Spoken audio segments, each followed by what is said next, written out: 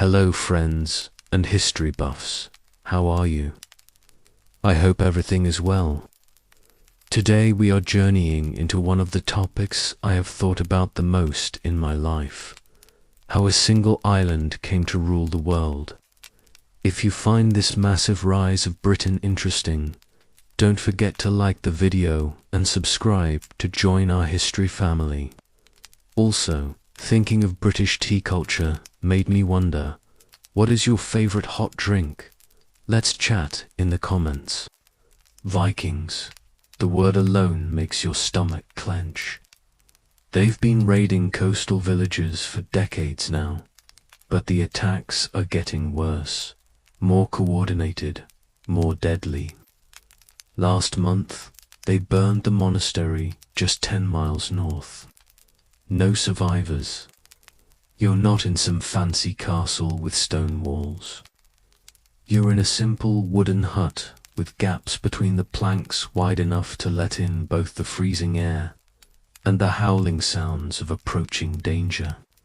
The thatched roof above leaks when it rains, which in England is basically always there coming. Someone shouts outside, "The Danes are coming." And just like that, your village erupts into chaos. Welcome to the very beginning of what would become the largest empire in human history. But right now, England isn't conquering anyone. They're just trying to survive. It's 878 AD, and King Alfred, later called Alfred the Great, though nobody's calling him that yet, is in serious trouble.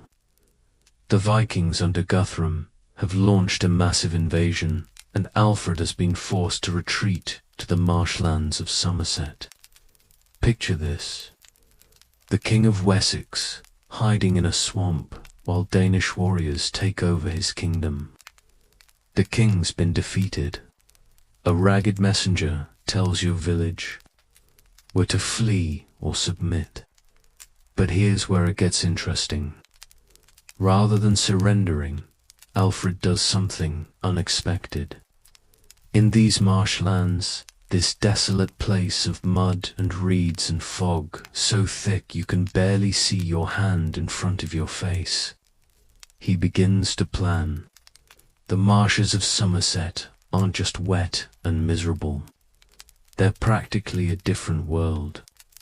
When you wade through water up to your knees, every step threatens to suck your boots off. The constant dampness works its way into your clothes, your skin, your bones. At night, the temperature drops so low that your breath forms clouds in front of your face. Your fingers turn blue.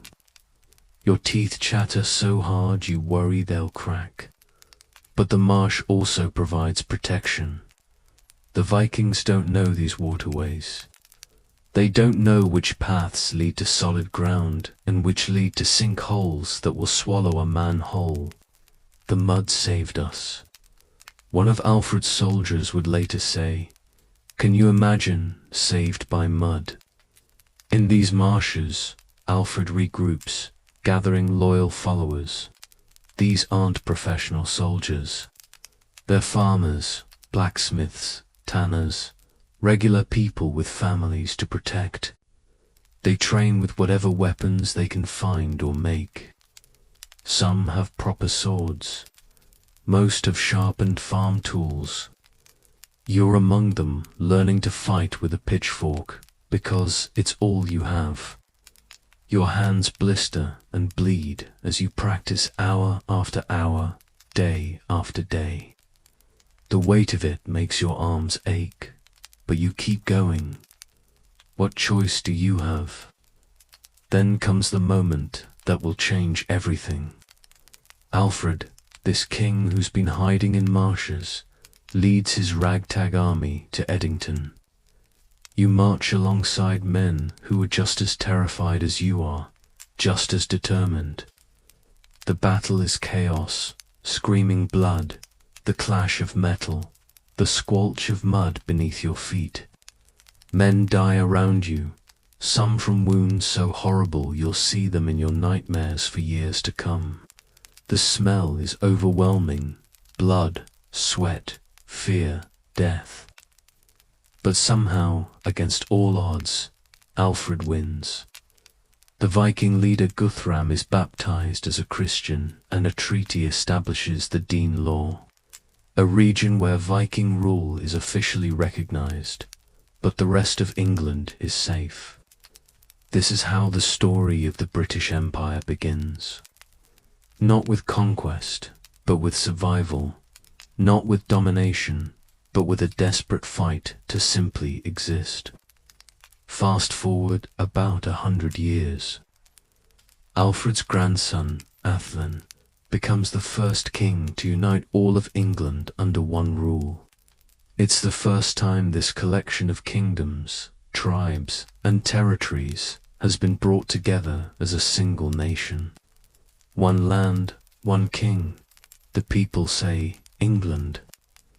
But let me tell you, being united doesn't mean much when you're a peasant tending your tiny plot of land. You still wake before dawn, still work until your back feels like it might snap, still go to bed hungry more often than not.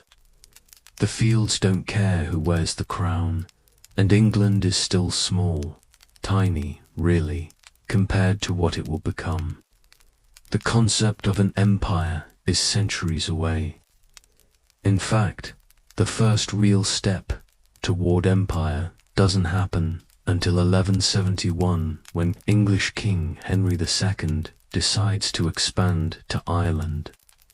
And when I say decides to expand, what I really mean is invades his neighbor. Wait, it gets better. Henry shows up in Ireland with a bunch of knights and soldiers, sails into Waterford, and basically says, "This is mine now. The Irish kings and chieftains are like." Excuse me. And Henry's response is basically, "Did I stutter, submit, or else?" Now, I want you to picture yourself as an Irish farmer at this moment. You're just living your life, tending your crops, trying to survive on land your family has worked for generations. Then suddenly, some foreign king shows up with armed men and declares that your home belongs to him. Now, it's like if your neighbor kicked down your door, sat on your couch, and announced that your house was theirs, except with more swords and fewer police to call. Surprisingly, various Irish bishops and clergymen meet at the Senate of Castell and actually recognize Henry as their ruler. And just like that, Ireland becomes England's first colony, the first domino to fall in what will become a global empire. Now, let's jump ahead to 1277. King Edward, why wants Wales?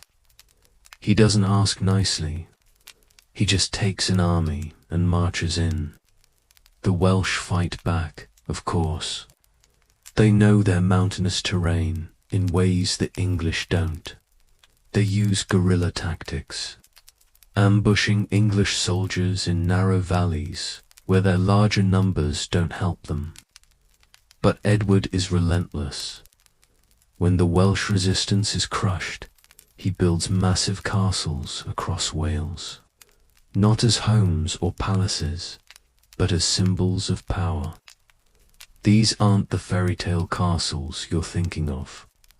These are brutal, imposing fortresses designed to intimidate. Those walls aren't to keep invaders out, a Welsh farmer tells his son. They're to keep us in. But England's ambitions are still limited to its immediate neighbors. The wider world remains largely unknown. That's about to change. The late 1400s bring a revolution in how Europeans see the world. In 1492, Christopher Columbus sails west and stumbles upon the Americas. Suddenly, there are new lands to explore. new resources to exploit, new peoples to encounter, and unfortunately to conquer. The English government sees opportunity when Italian explorer Giovanni Caboto, who changes his name to the more English-friendly John Cat, approaches King Henry VII with a proposal to explore the new continent. The king is intrigued. He gives Cat a patent authorizing him to claim any lands he discovers for England. In May 1497, Cat sets sail from Bristol on a small ship called the Matthew. The voyage is brutal.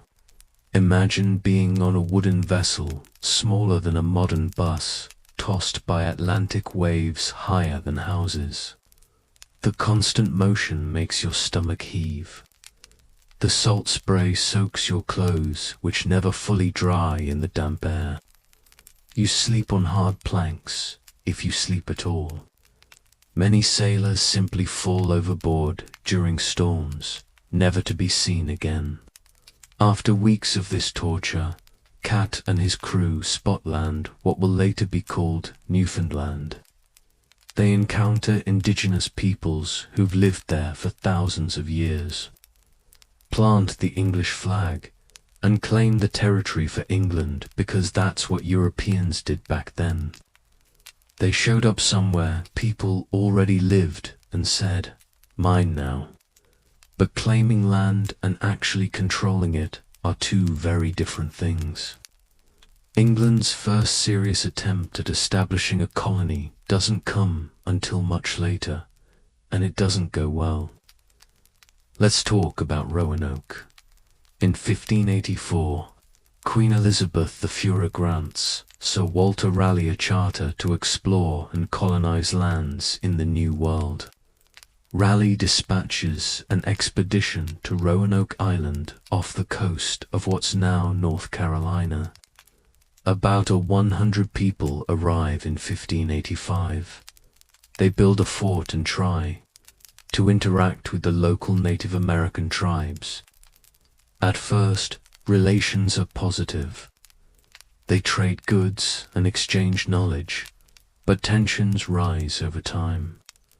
The region's harsh conditions, including disease and food shortages, make life miserable for the colonists. Many fall ill with fevers that leave them delirious, their bodies burning hot even as they shiver uncontrollably. Others develop dysentery, a horrific condition where your body essentially turns itself inside out through constant bloody diarrhea.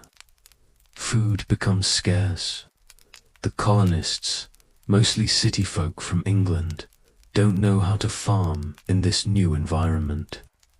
They don't recognize which plants are edible and which are poisonous. They don't know how to hunt the unfamiliar animals. They're starving in a land of plenty simply because they lack the knowledge to survive. When Sir Francis Drake stops by on his way back to England, he offers to take the colonists home. Most accept abandoning the colony. Raleigh tries again in 1587 with 118 settlers. But when ships return 3 years later, everyone has vanished. The only clue is the word Crowan carved into a post. The lost colony of Roanoke becomes one of history's enduring mysteries.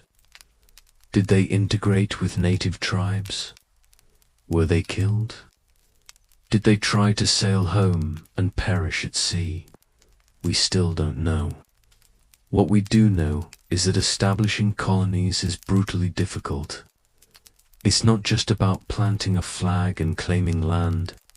It's about surviving in unfamiliar environments, facing diseases your body has no resistance to, finding food when you don't recognize the plants or animals, and navigating complex relationships with indigenous peoples, who understandably might not be thrilled about strangers showing up and claiming their ancestral lands. Meanwhile, back in Europe, England faces a different kind of threat.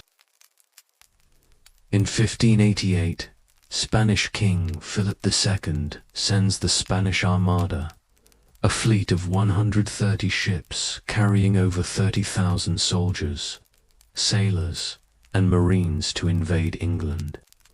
Queen Elizabeth calls upon her naval commanders, including Sir Francis Drake, to defend the realm.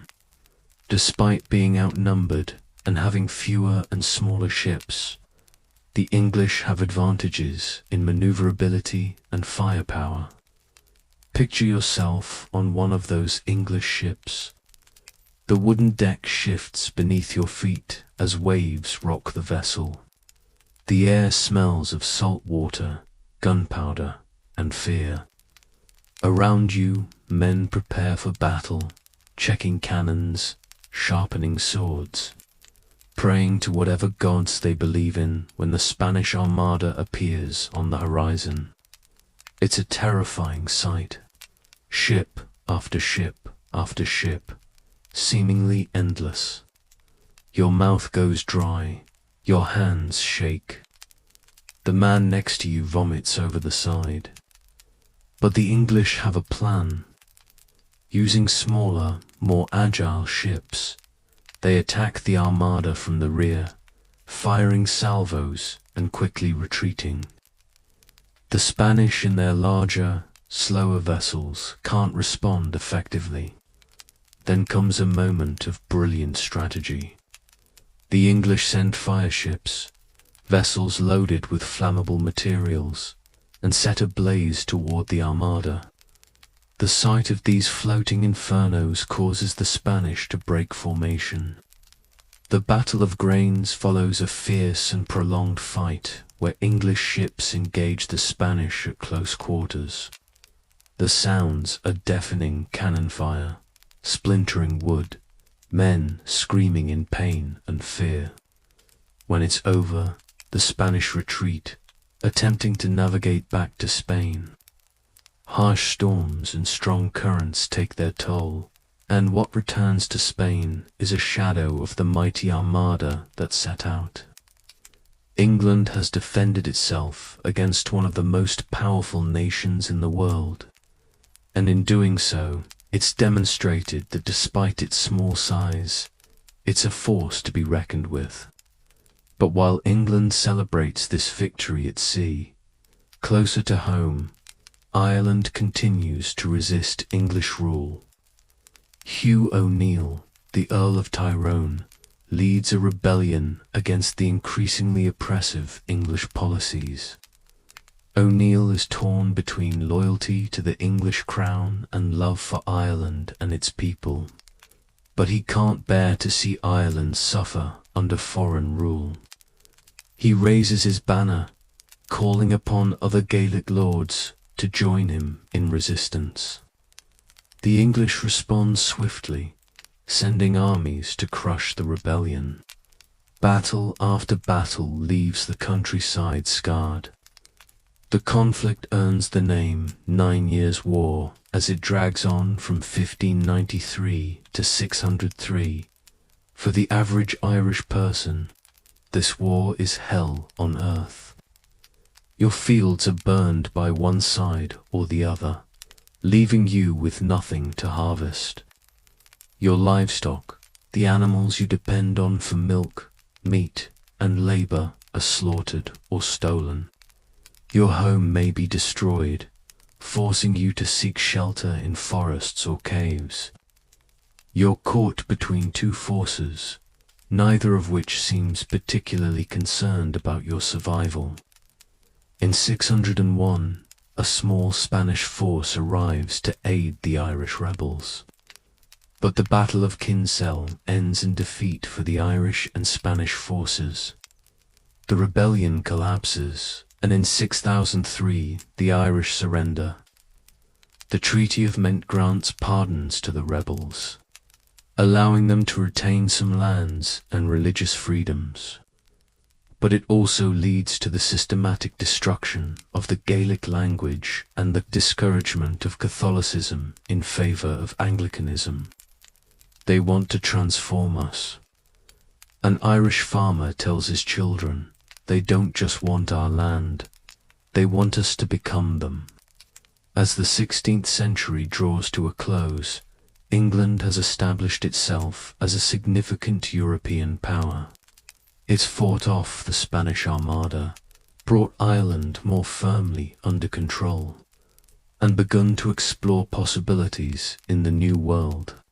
But the real expansion of what will become the British Empire is just beginning. The 17th century will bring the first successful English colonies in North America, the development of the slave trade, and the establishment of trading posts in India. It's at this point that England begins to truly look outward, beyond its immediate neighbours, toward a global presence. The foundation is being laid for what will become the largest empire in human history. In 60, the Virginia Company of London is founded to find wealth and a passage to the Pacific. With King James's blessing, 104 settlers leave the River Thames in London on December 20th, 60, bound for the New World. Try to imagine what it was like for these people. They're leaving behind everything they've ever known. Their homes, many of their family members, the familiar sights and sounds and smells of England. They're boarding wooden ships to cross an ocean known for violent storms and deadly hazards. And they're heading for a land most of them have only heard about in stories. Stories that range from paradise-like descriptions to tales of cannibals and monsters. The winter voyage is grueling. Atlantic storms toss the ships like toys. Waves crash over the decks, soaking everything and everyone. Below deck, the air is foul with the smell of vomit, unwashed bodies, and fear. Many passengers are seasick for weeks on end. Some die during the crossing, their bodies committed to the deep with brief prayers. On May 13th, 607, the survivors arrive on a marshy peninsula in what is now Virginia. They named their settlement Jamestown after their king. At first, the colonists marvel at the beauty of this new land, the lush forests, clear waters, and abundant wildlife. But paradise quickly turns to hell. The Virginia climate, with its relentless heat and humidity, is unbearable for many. Disease spreads rapidly among the settlers. Malaria and dysentery claim many lives. You've never experienced heat like this. It's as if the air itself is trying to drown you. Your clothes stick to your skin, soaked with sweat from dawn till dusk. Even breathing feels like work. Then there's the hunger. The colonists arrive when crops aren't ready for harvest, and with dwindling supplies, they face starvation. The land, while beautiful, is unfamiliar. They don't know which plants are safe to eat, which are poisonous, which have medicinal properties. We came looking for gold, one colonist says bitterly. We found death instead. Relations with the local Powhatan Confederacy are complex and often tense.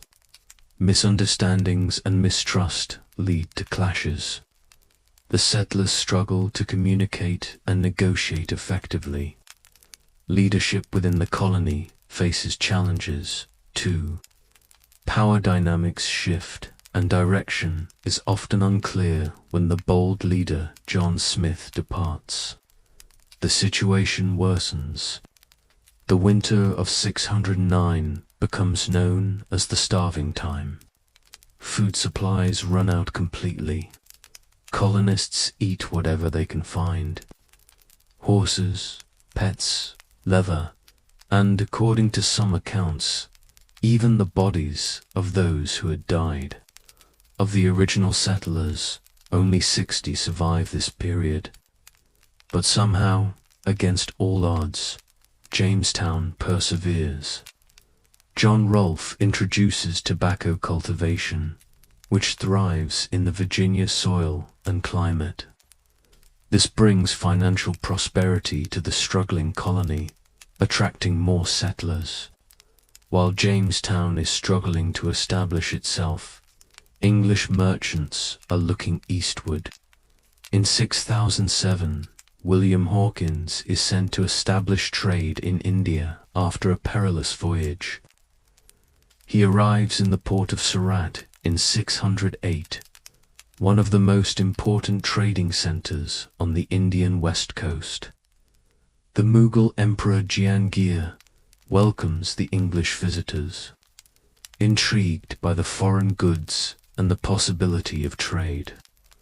Negotiations result in an agreement allowing the English East India Company to establish a trading post in Surat.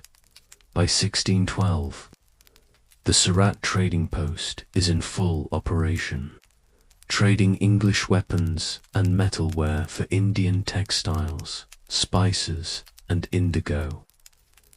This marks the beginning of England's presence in India, a presence that will grow dramatically over the next 2 centuries.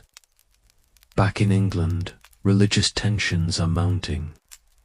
King James II makes it clear that everyone must be Anglican. Those who don't comply are told to leave. This ultimatum gives rise to the idea of America as a place where people can practice religion freely. In 1620, a group of English religious denters, known as the Pilgrims, set sail for the New World aboard the Mayflower. The journey is harrowing. The ship was built to transport wine between England and France, not to cross the Atlantic. Storms toss the boat violently. Passengers crowd below deck in semi-darkness, soaked by water that leaks in from above. Disease spreads in these cramped, unsanitary conditions. In mid-ocean, the ship nearly becomes disabled when a storm badly damages its main beam. By a stroke of luck, one of the colonists has a metal jackscrew purchased in Holland to help construct homes in the new settlement. They use it to secure the beam, keeping the vessel sealed. Despite the challenges, the Mayflower reaches Cape Cod on November 21st, 1620. The Pilgrims establish Plymouth Colony, but their struggles are far from over. By December, most passengers have become ill, coughing violently and suffering from scurvy.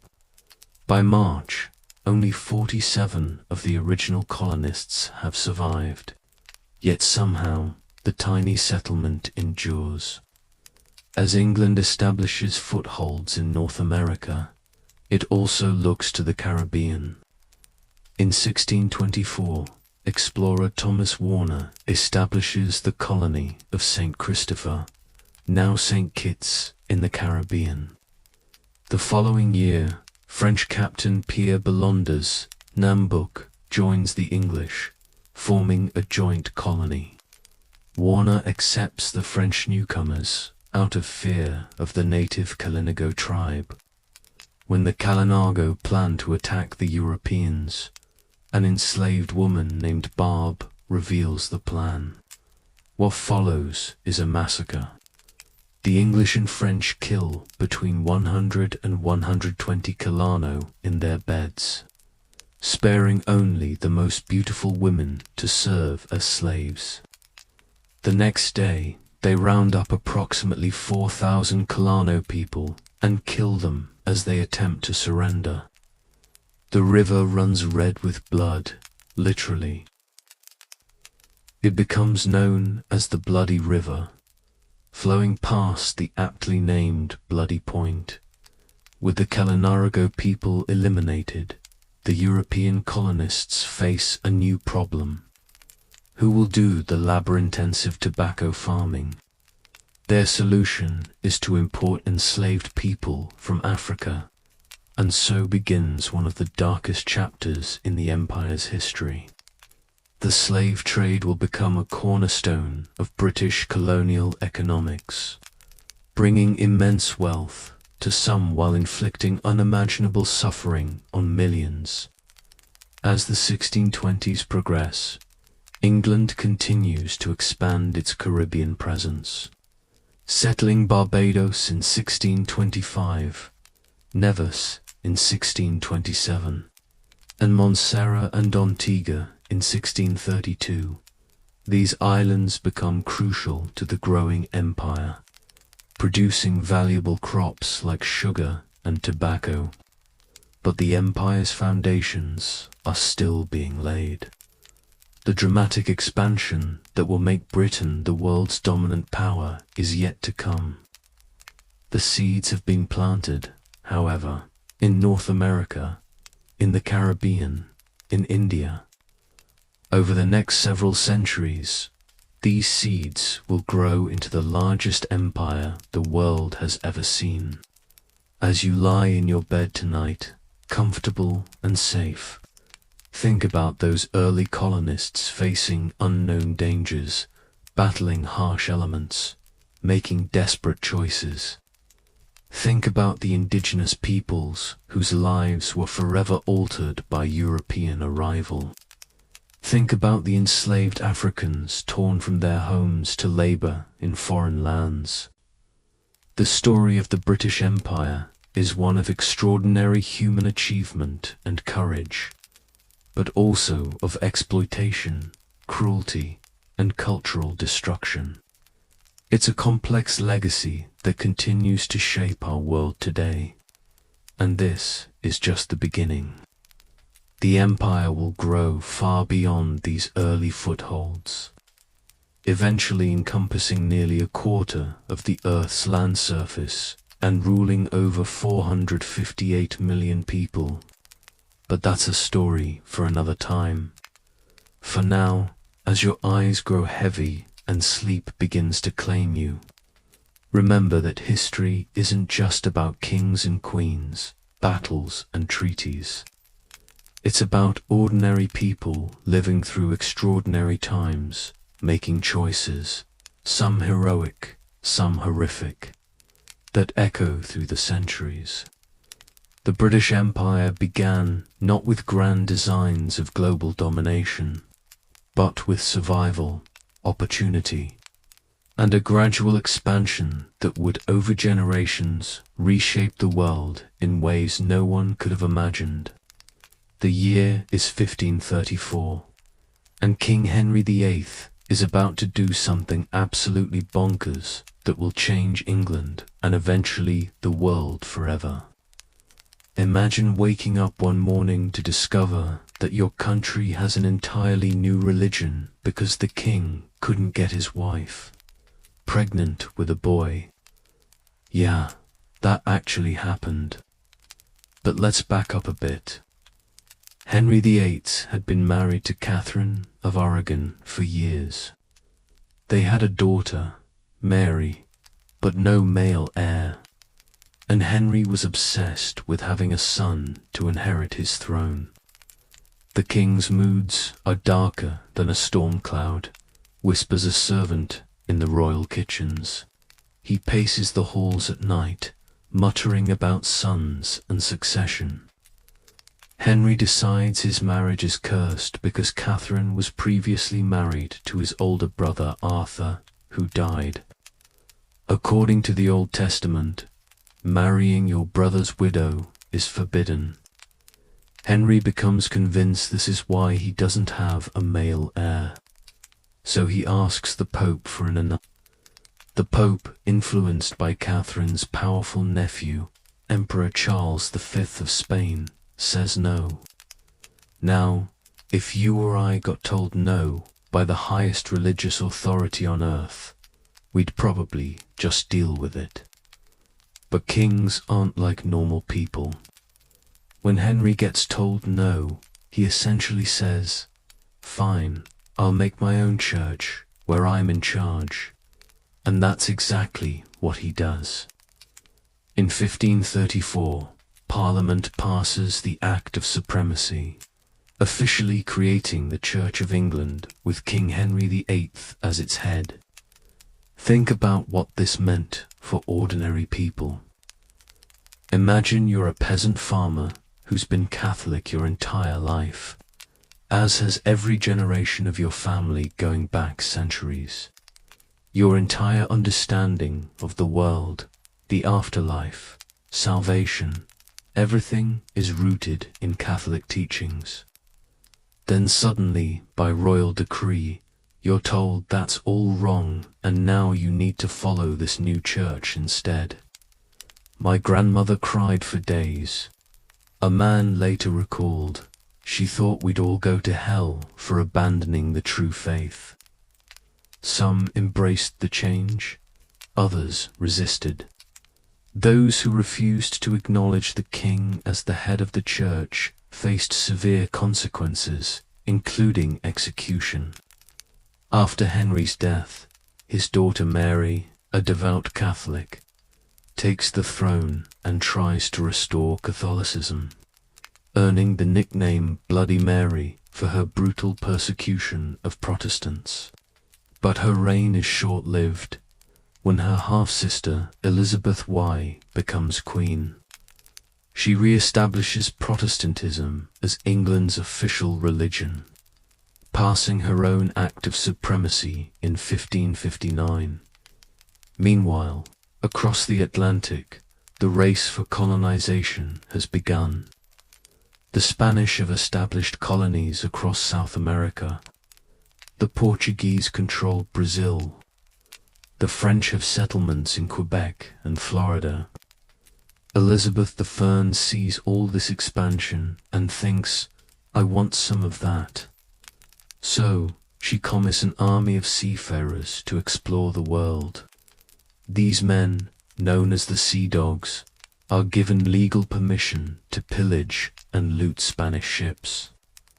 One of Elizabeth's first appointees is John Hawkins, a pardoned killer who joins the Royal Navy to save his life. In 1561, Hawkins travels to the Canary Islands, a Spanish colony off the coast of Africa. There he discovers a horrific but lucrative business opportunity, the slave trade. In 1562, Hawkins sails to Sierra Leone, where he captures 300 Africans and forces them onto his ship. The conditions are beyond inhumane. People are chained together, lying in their own waste with barely enough food or water to survive. Many die during the crossing from disease, starvation, or suicide. Hawkins sells these enslaved people in the Caribbean, trading them for pearls, hides, and sugar. The business is so profitable that when he returns to England, he's Ned. Let that sink in. The first English slave trader was given a knighthood for his achievements. But Queen Elizabeth isn't just interested in attacking Spanish ships and trading enslaved people. She also wants to establish permanent English settlements in the New World. After the failed Roanoke colony we talked about earlier, England finally establishes a successful permanent colony at Jamestown in 6007, but living conditions there are brutal. The water tastes like someone pissed in it. A colonist writes home because someone probably did. The Jamestown settlement is located on a swampy peninsula with brackish water that makes everyone sick. Mosquitoes bring malaria. Poor sanitation leads to dysentery. Food is scarce. Of the original 104 settlers, only 38 survive the first year. John Smith, one of the colony's leaders, enforces strict rules to keep the settlement alive. He who does not work does not eat. This doesn't make him popular, but it keeps people alive. The colony's fortunes change when John Rolfe introduces a strain of tobacco that thrives in Virginia soil. Suddenly, Jamestown has a cash crop. The demand for labor grows, and in 1619, the first ship carrying enslaved Africans arrives in Virginia. Around the same time, another group of English settlers is preparing to leave for America. Not for gold or tobacco, but for religious freedom. The Puritans believe the Church of England hasn't gone far enough in removing Catholic influences. They face persecution under King James I and his son Charles II, who demands strict adherence to Anglican practices. In 1620, a group of these denters, known as the Pilgrims, set sail on the Mayflower. After a miserable 66-day journey across the Atlantic, they land at what becomes Plymouth, Massachusetts. The first winter is devastating. Half the colonists die from cold, starvation, and disease. Imagine huddling in a crude shelter as the temperature drops below freezing. The wind finds every gap in the rough, honeyed walls. Your fingers and toes go numb. Your breath forms clouds in the frigid air. Your stomachs with hunger. We buried the dead in unmarked graves at night. One survivor later wrote, so the Indians wouldn't know how many we had lost. But by spring, the situation improves. The local Wanog people, led by Massaso, teach the survivors how to plant corn, catch fish, and hunt game. The colony slowly grows. 10 years later, a much larger group of Puritans arrives, establishing the Massachusetts Bay Colony. Unlike the Pilgrims, these Puritans don't seek to separate from the Church of England. They want to purify it, and they believe their new colony will be an example to the world.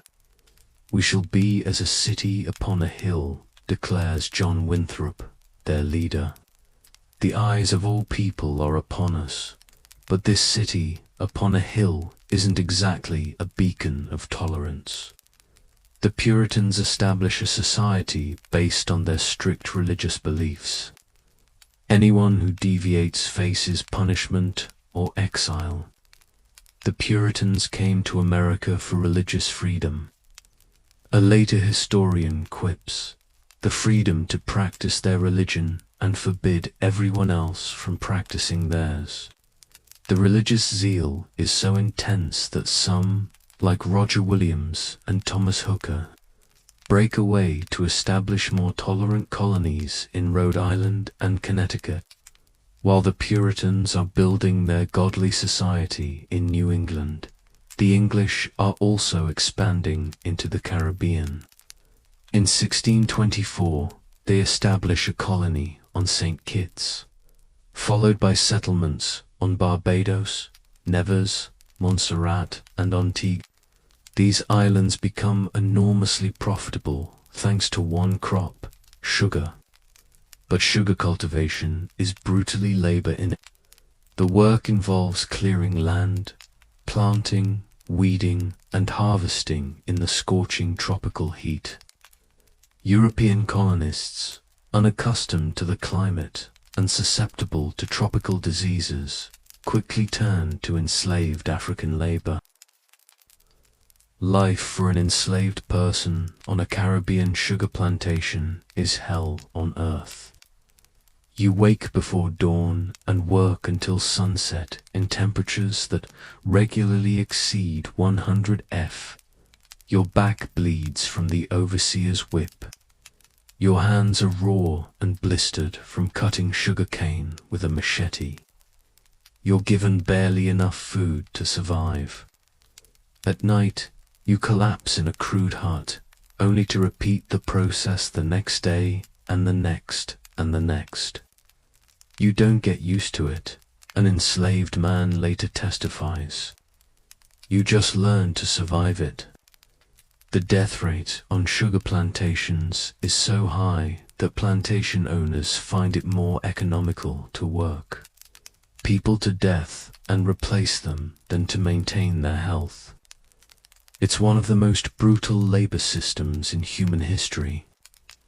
By the 1640s, Barbados has been transformed from a relatively diverse society of small farmers to a slave colony dominated by large plantations. The island becomes enormously wealthy for its white inhabitants. In 1645, there are 5,680 enslaved Africans on Barbados. By 1668, there are over 40,000. Back in England, religious tensions continue to simmer. King Charles II ferns attempts to impose Anglican worship on Scotland trigger a rebellion. His increasing autocratic rule and dismissal of Parliament lead to growing opposition. In 1642, these tensions explode into civil war. On one side are the royalists supporting the king. On the other are the parliamentarians fighting for greater parliamentary power. For the average person, the English Civil War is a nightmare. Neighbors fight neighbors. Families are torn apart by divided loyalties. Villages are looted by both sides. Fields, Leo, as men are called to fight rather than farm, leading to food shortages. I saw a man kill his own brother. One witness recounts, they wore different colors, served different masters, but they shared the same blood. After years of fighting, the parliamentarians, led by Oliver Cromwell, emerge victorious. Charles I is captured, tried for treason, and executed in 1649, an act that shocks Europe. A king ordained by God has been tried and executed by his own people. Cromwell establishes himself as Lord Protector, effectively a military dictator. He bans traditional Christmas celebrations for being too Catholic. He enforces strict moral codes, and he expands England's empire through military conquest. In Ireland, Cromwell's forces commit atrocities that are remembered to this day. At Drogheda in 1649, they kill nearly 3,500 people after capturing the town, including soldiers, civilians, and priests. At Wexford, they killed 2,000 Irish troops and 1,500 civilians, burning the town to ashes. They killed everyone, a survivor recalls. Men, women, children. They showed no mercy. Cromwell then turns his attention to Scotland, defeating the Scottish royalists who support Charles II, the executed king's son. By 1653, Cromwell controls England, Scotland, and Ireland, the foundation of what will later be called the United Kingdom.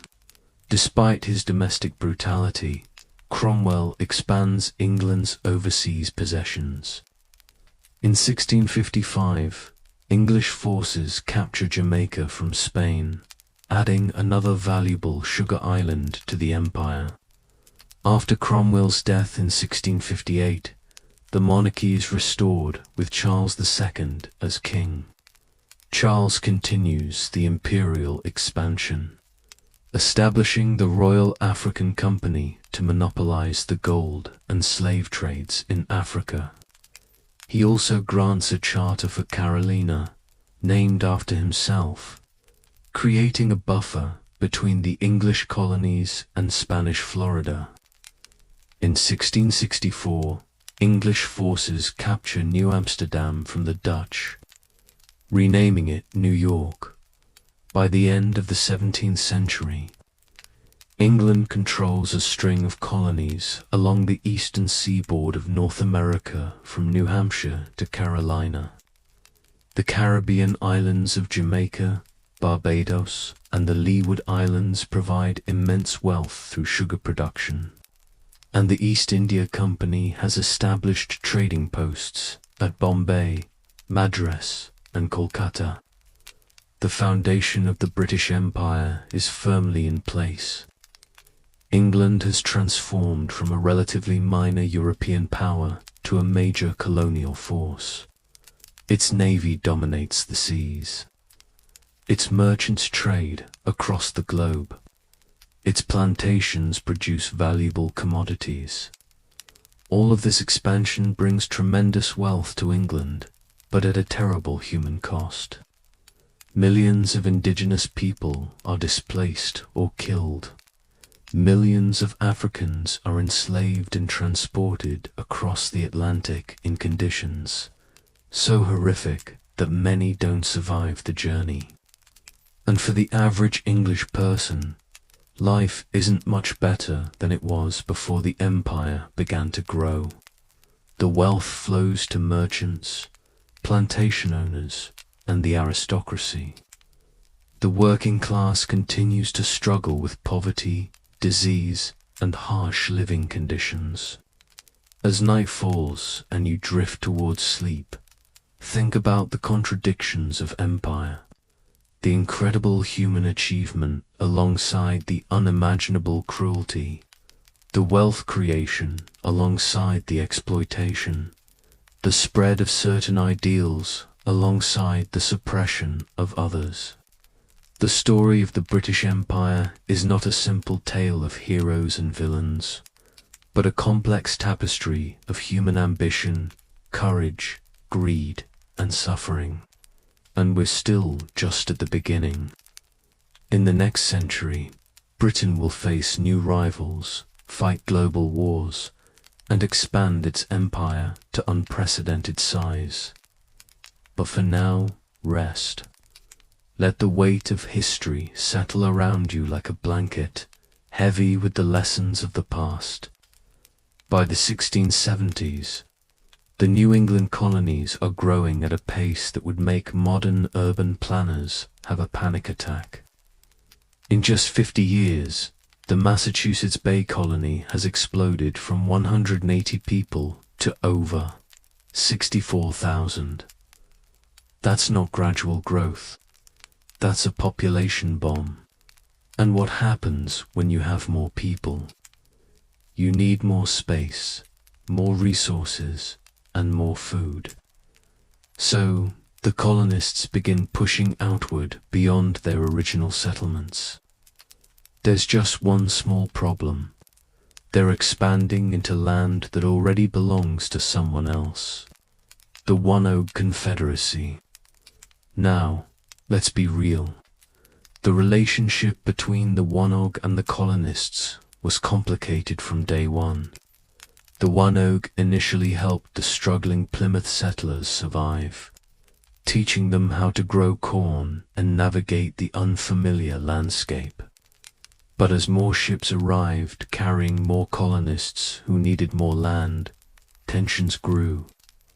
Our grandfathers welcomed them, a One-Oak man tells his son, and now they take everything. The fundamental problem was that the English and the One-Oak had completely different concepts of land ownership. To the English, land was something an individual could own with the right deed. To the One-Oak, land was a communal resource that belonged to everyone and no one. So when English settlers tried to buy land from the natives, the whole transaction was wrapped in misunderstanding.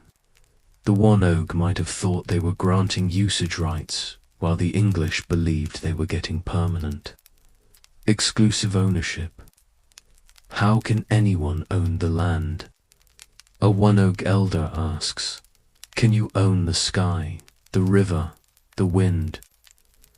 In 1675, everything explodes when 3 One-Oak men are executed by English authorities for the murder of a Christianized Native American named John Sassam.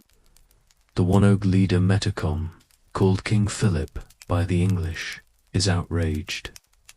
He leads his warriors in attacks on English settlements, starting a conflict known as King Philip's War. For the average colonist, this war is terrifying. Imagine living in a small wooden house on the edge of the wilderness. There are no police to call, no army nearby to protect you. Your closest neighbors might be a mile away. At night, you hear rustling in the dark forest that surrounds your home. Is it the wind, a deer, or warriors preparing to attack? We slept with axes and muskets beside our beds, one colonist later wrote.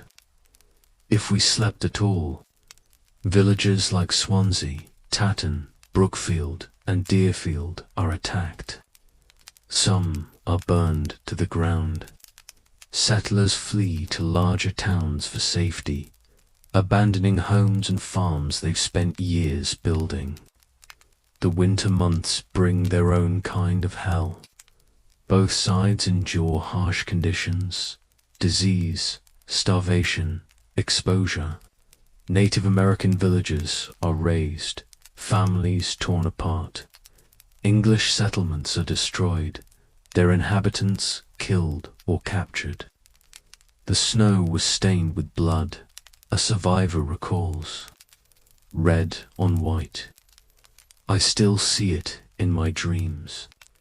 The English negotiate an alliance with the Mohawk tribe, gaining a strategic advantage against Metacom's forces. The tide turns when Metacom is killed in August 1676 by one of his former allies, a Christian Native American named John Alderman. With Metacom's death, the Native American resistance falters. The war officially ends with the Treaty of Casco, which allows the English to remain on all native lands in exchange for a trivial payment, 1 peck of corn per English family. This conflict fundamentally reshapes New England.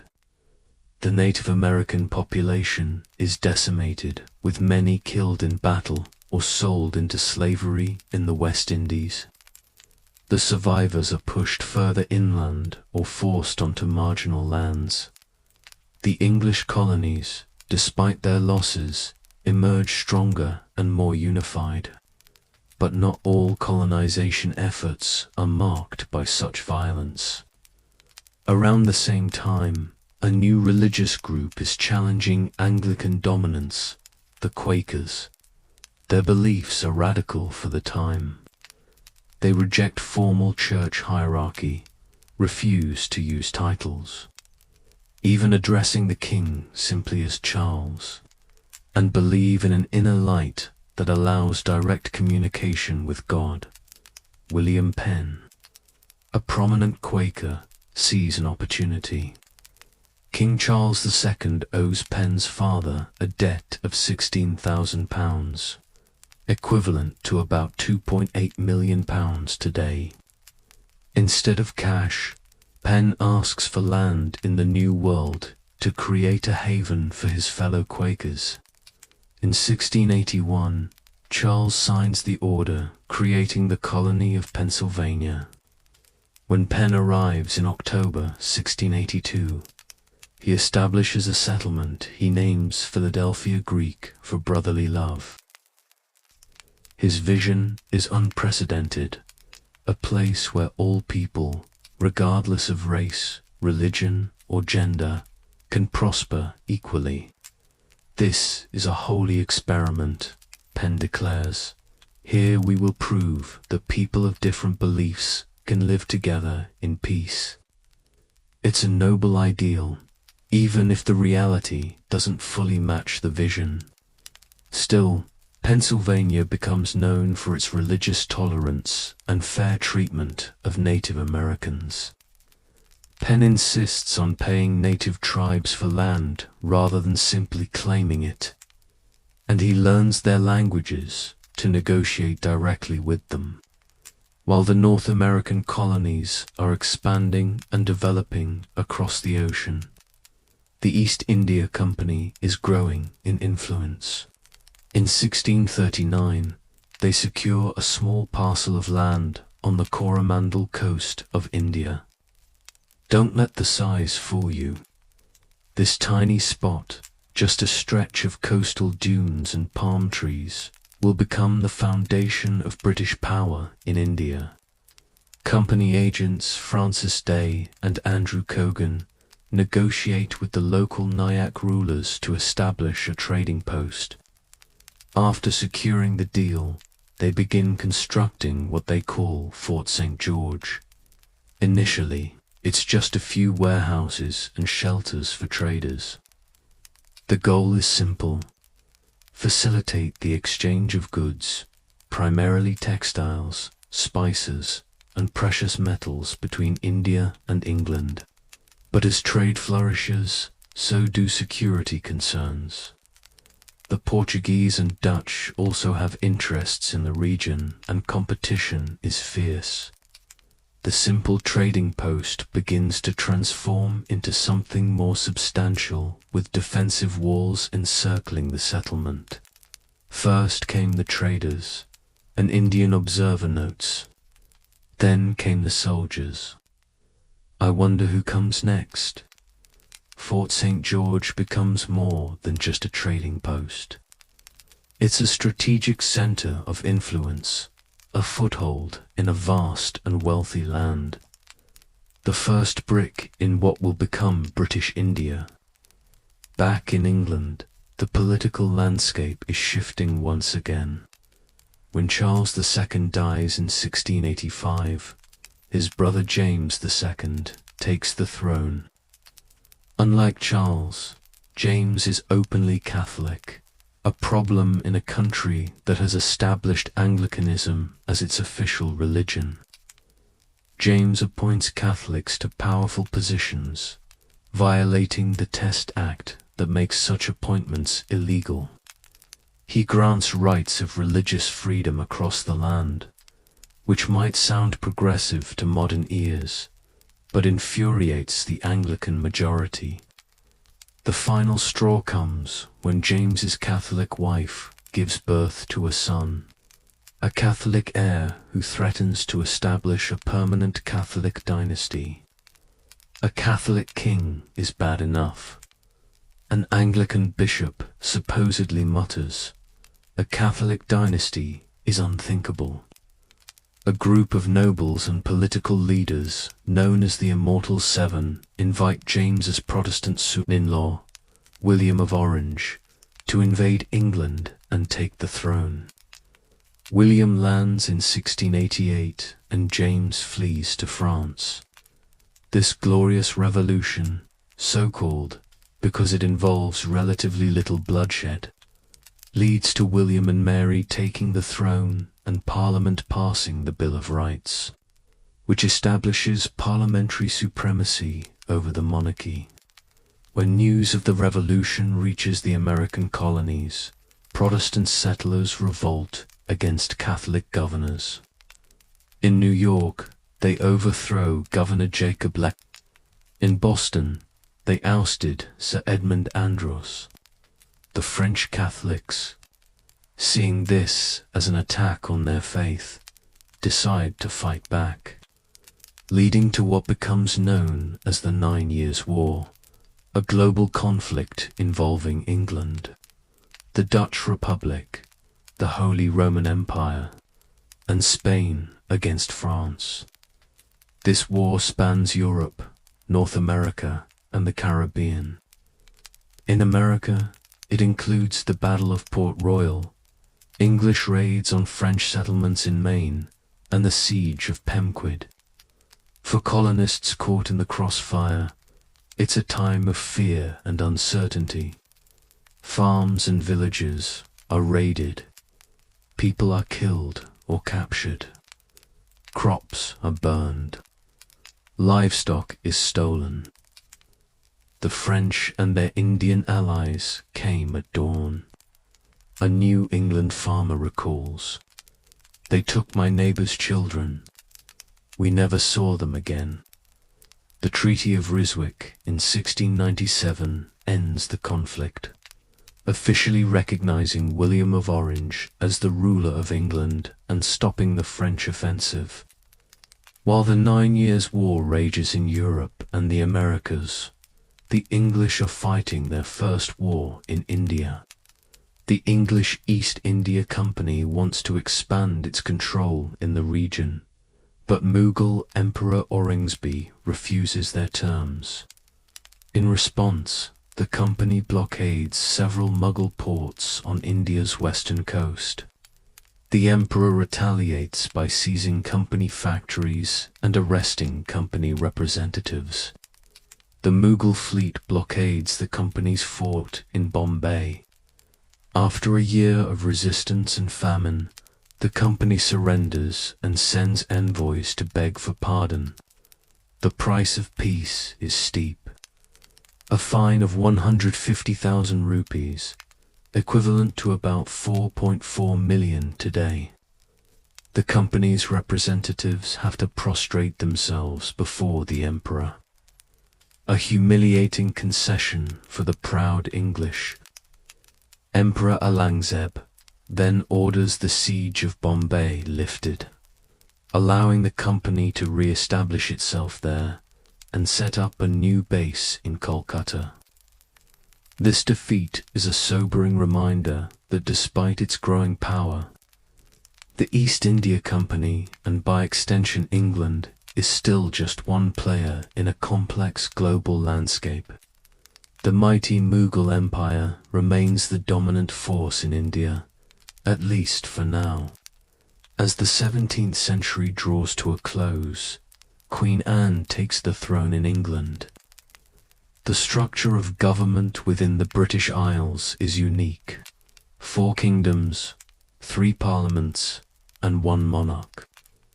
Scotland has its own parliament and laws, but is under the British monarch. Ireland also has its own parliament, while abiding by the British monarch. England and Wales share a parliament, with Wales more assimilated into English culture. But Scotland is dealing with economic turmoil, corruption, resource depletion, and an increasingly powerful elite. The wealthy believe they can increase their power by combining parliaments with England. Several Scottish officials are bribed to support this union.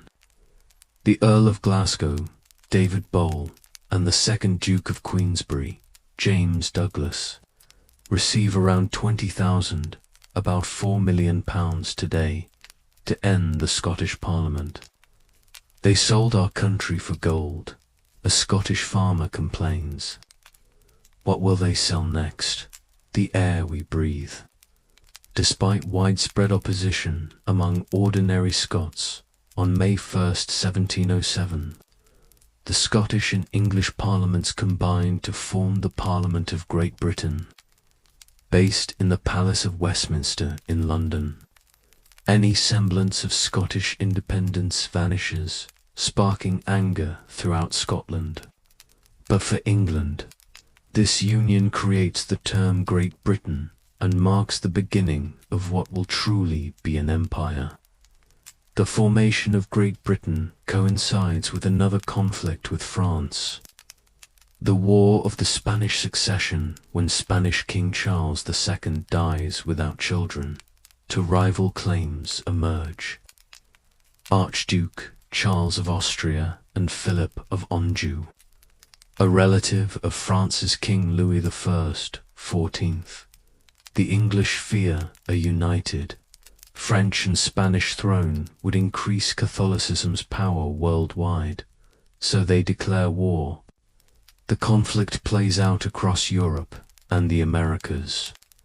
In America, French forces capture Fort Albany from the English. Later, English commanders Francis Nicholson and Samuel Vett capture Port Royal in Acadia from the French, renaming it Royal when the war ends with the Treaty of Utrecht in 1713. Philip V is recognized as the King of Spain, but England gains significant advantages. the ascent, which gives them control of the slave trade to Spanish colonies and territorial concessions, including Nova Scotia, Newfoundland, and parts of Roberts Land in North America. As one imperial official put it, "We didn't win the throne of Spain, but we won the world." The treaty also cedes Gibraltar and Minorca to Britain, giving them strategic positions in the Mediterranean. Britain is emerging as a major global power with territories and influence spanning multiple continents. Around this time, the Carolers reshaped their society by splitting into North and South Carolina.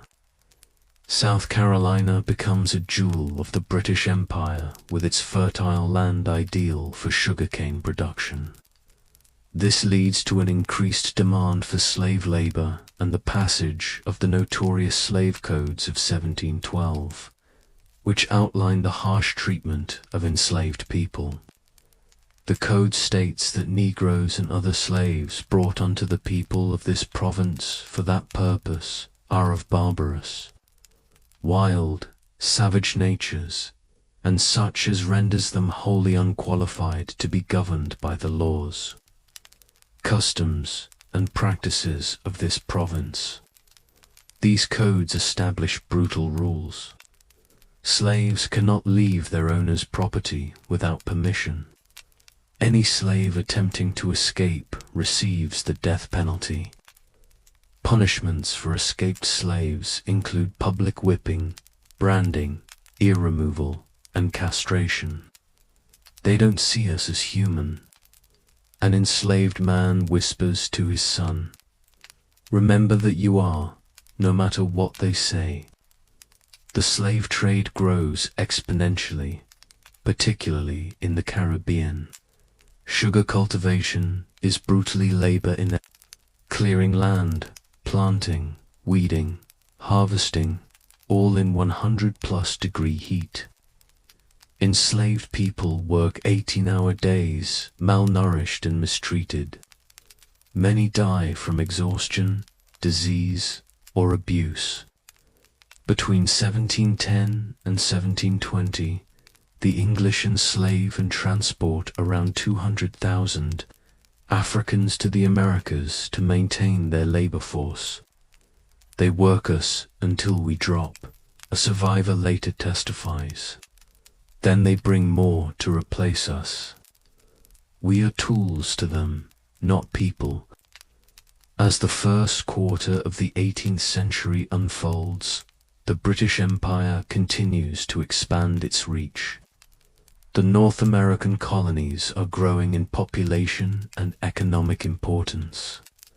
The Caribbean islands are producing immense wealth through sugar cultivation. Trading posts in India are developing into centers of commerce and influence.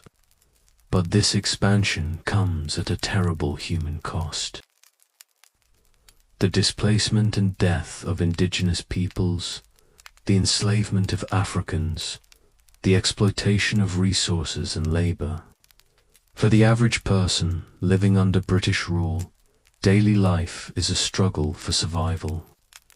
Whether you're a farmer in New England, an enslaved person on a Caribbean plantation, or a tradesperson in a company settlement in India, your existence is defined by hard work, limited opportunities, and vulnerability to forces beyond your control. Yet, the British Empire continues to grow, driven by ambition, opportunity, and competition with other European powers. The stage is set for even greater expansion in the decades to come and the conflicts that will inevitably follow. As you lie in your comfortable bed, far removed from the harsh realities of colonial life, consider the complex legacy of empire. The innovations and achievements came alongside exploitation and cruelty. The wealth generated for some meant suffering for many others. And the world we inhabit today still bears the imprint of these historical forces, for better and for worse. It's 1732, and James Oglethorpe has an idea. Not just any idea, but the kind of idea that makes you wonder if he's been drinking or if he's actually on to something brilliant. His plan: create a colony for England's poor debtors. People who've been thrown into prison because they can't pay what they owe. Instead of rotting in jail cells, they could start fresh in America. The English government loves this idea, not because they particularly care about poor people, mind you, but because they're worried about the Spanish in Florida pushing northward. They need a buffer zone, and so Georgia is born, named after King George II, because colonizers aren't exactly known for their creativity when it comes to naming things. In November 1732, 144 colonists, including Oglethorpe, board the Anne at Gravesend, England. After a long Atlantic crossing, they arrive in Savannah on February 12, 1733. Unlike their neighbors in the Carolinas, Georgia initially bans slavery. This isn't because Oglethorpe is some enlightened abolitionist ahead of his time. It's practical. He wants the colonists to farm their own small plots, not create massive plantations with slave labor. A small farm, honestly cultivated, is better than a great estate ill-gotten and worse managed, Oglethorpe supposedly tells the settlers. There's also the fear that enslaved Africans might run away to Spanish Florida, where they're offered freedom if they join the Spanish army. If slavery were permitted, there'd be little stopping enslaved people from strengthening the Spanish forces. Picture yourself as one of these new Georgian colonists. You've spent months, maybe years, in a debtor's prison in London. The conditions were horrific: overcrowding, disease, starvation. People died daily. The stench was unbearable. Human waste, unwashed bodies, infection, death. Now you're in Georgia. The air is different. Humid, yes, sometimes suffocatingly so, but clean. There are insects you've never seen before, some as big as your thumb. The forests seem endless, the soil rich. You have land, actual land that belongs to you. It's a dream come true, except for the part where you might die from malaria, starvation, or Spanish attacks. But hey, at least you're not in prison anymore. Speaking of the Spanish, relations between England and Spain are about to go from bad to worse. The trigger, an ear. Yes, an actual human ear. In 1731, British merchant Robert Jenkins is notorious for raiding Spanish ships. One day, a Spanish privateer captures Jenkins and as punishment cuts off his ear. Jenkins then does what any reasonable person would do. He preserves the ear in a jar of brandy and carries it around with him for the next 7 years. In 1738, Jenkins presents his pickled ear to the British Parliament. The outraged MPs demand retribution, and the conflict becomes known as the War of Jenkins. I swear I'm not making this up. For 8 years, Britain and Spain try to resolve the conflict peacefully. But in January 1740, Oglethorpe and his Georgian militia invade Florida, seizing 2 Spanish forts before realizing they don't have enough troops to take St. Augustine and retreating. The Spanish counterattack in the summer of 1742, landing on St. Simon's Island. Oglethorpe's forces defeat them at the Battle of Bloody Marsh, forcing the Spanish to retreat to St. Augustine.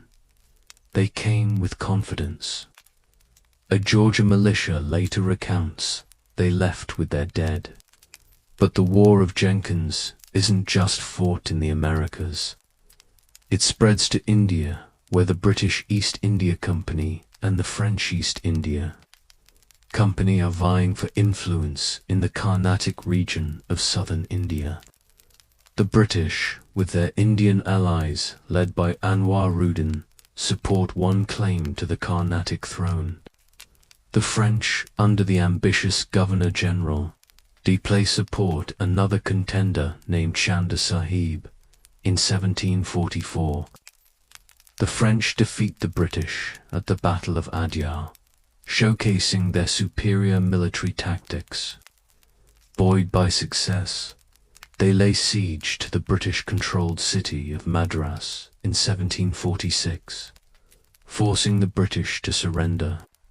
This conflict eventually merges with the War of the Austrian Succession, a broader European conflict involving multiple powers fighting over disputed territory in Austria. By 1748, the parties are exhausted.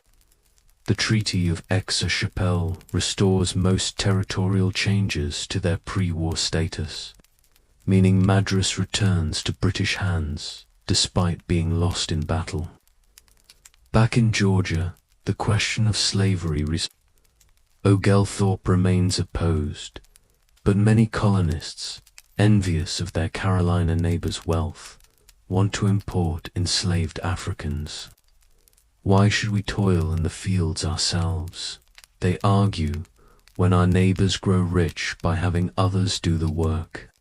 With the illegal importation of slaves from South Carolina already happening, Oglethorpe's ban becomes On January 1st, 1751, slavery is permitted in Georgia with a code similar to South Carolina.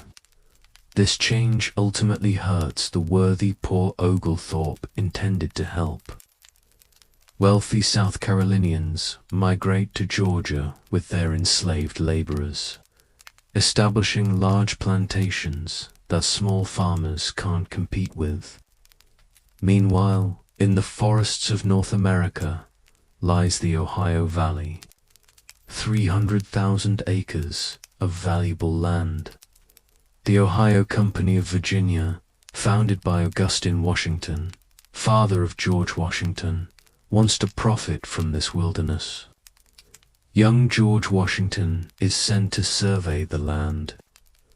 What he finds is concerning. The territory is already home to the Shawnee and Delaware tribes who aren't happy about British expansion. The French are also present, with forts like Fort Duquesne at the intersection of the Allegheny and Monongahela rivers. In April 1754, as tensions between the British and French escalate, 22-year-old Washington leads a small detachment of troops into the valley. In a secluded glen, they encounter a French force led by Joseph Coulon d'Aigues. What happens next is disputed. The British claim a battle erupted. The French call it an assassination. Either way, Jumonville ends up dead. The French, seeking revenge, surround Washington and his men at a makeshift structure called Fort Necessity. Outnumbered, Washington surrenders on July 3rd, 1754, acknowledging in the terms that he assassinated though Washington later claimed he didn't understand the French document he signed. This skirmish in the Pennsylvania wilderness ignites what will become the 7 Years' War, a truly global conflict fought across 3 continents: Europe, the Americas, and India. For ordinary people caught in this worldwide war, life becomes a nightmare of uncertainty and danger. In North America, Frontier settlements are vulnerable to attack from French forces and their Native American allies. We slept with our muskets loaded, a Pennsylvania farmer recalls. The children knew to run for the cellar at the first sound of alarm. In Europe, armies march across the countryside, requisitioning food and supplies from already struggling peasants. Young men are conscripted to fight, leaving fields untended and families without providers. The soldiers took everything. A German farmer laments, "Our grain, our livestock, even the seed for next year's planting. How are we to survive?" In India, local populations find themselves caught between competing European powers, forced to pick sides in conflicts not of their making. The war doesn't start well for the British. In 1756, the governor of Bengal, Sirajuddaula, captures Fort William in Kolkata, home of the British East India Company. When Bengal soldiers enter the fort, they imprison 146 Englishmen in a tiny dungeon meant as a temporary holding cell until morning.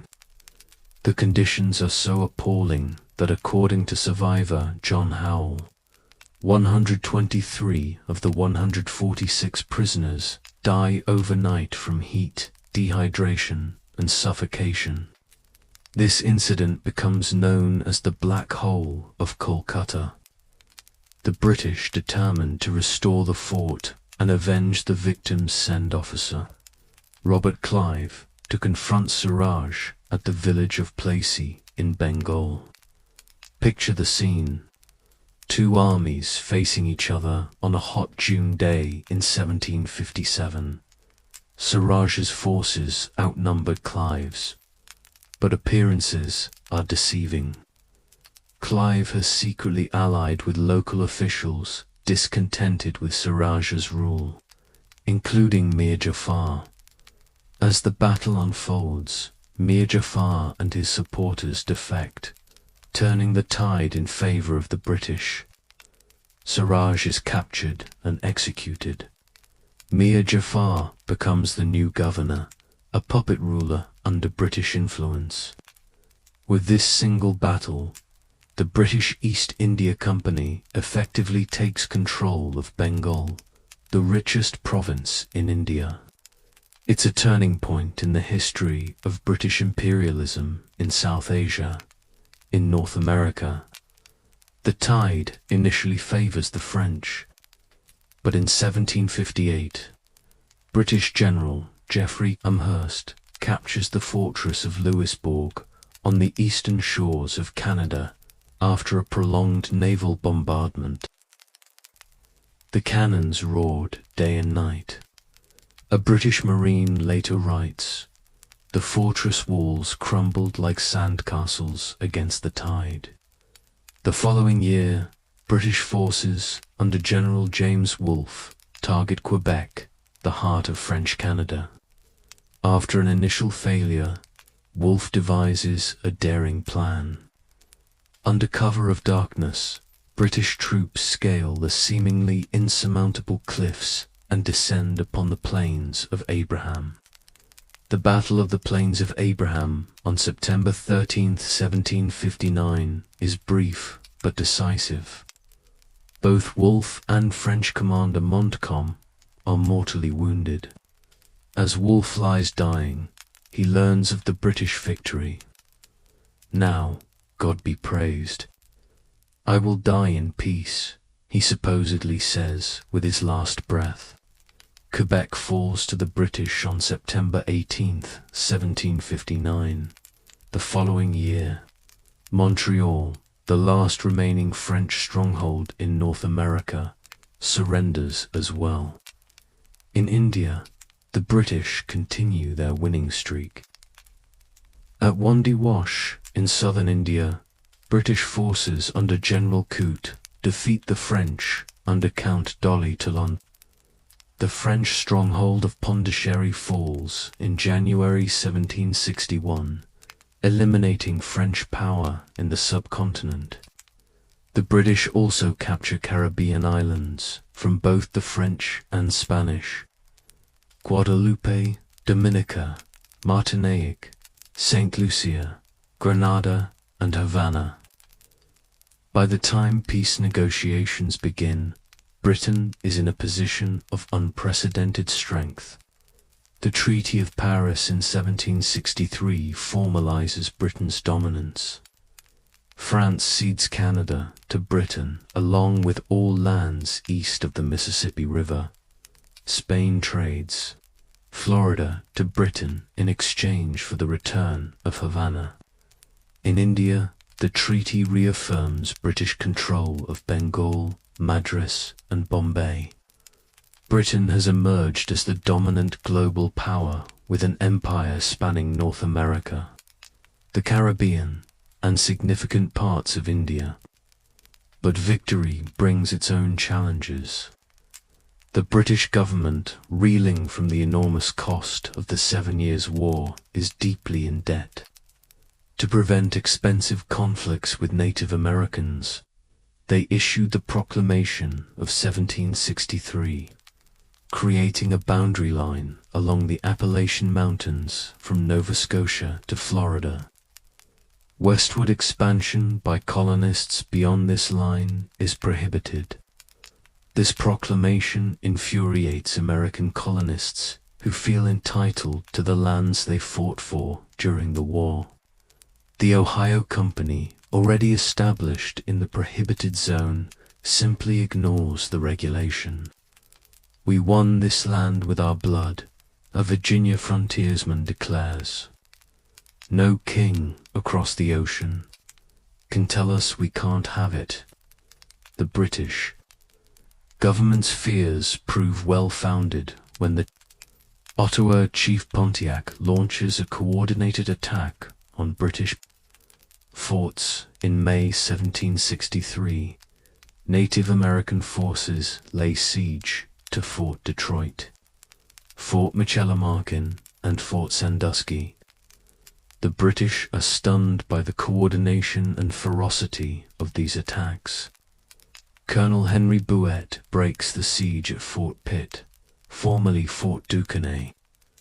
After the fierce Battle of Bushy Run, Pontiac proves to be not just a warrior, but also a diplomat, forging alliances among various tribes. By 1764, however, the rebellion loses momentum as many tribal leaders recognize that continued fighting might not achieve their desired outcomes.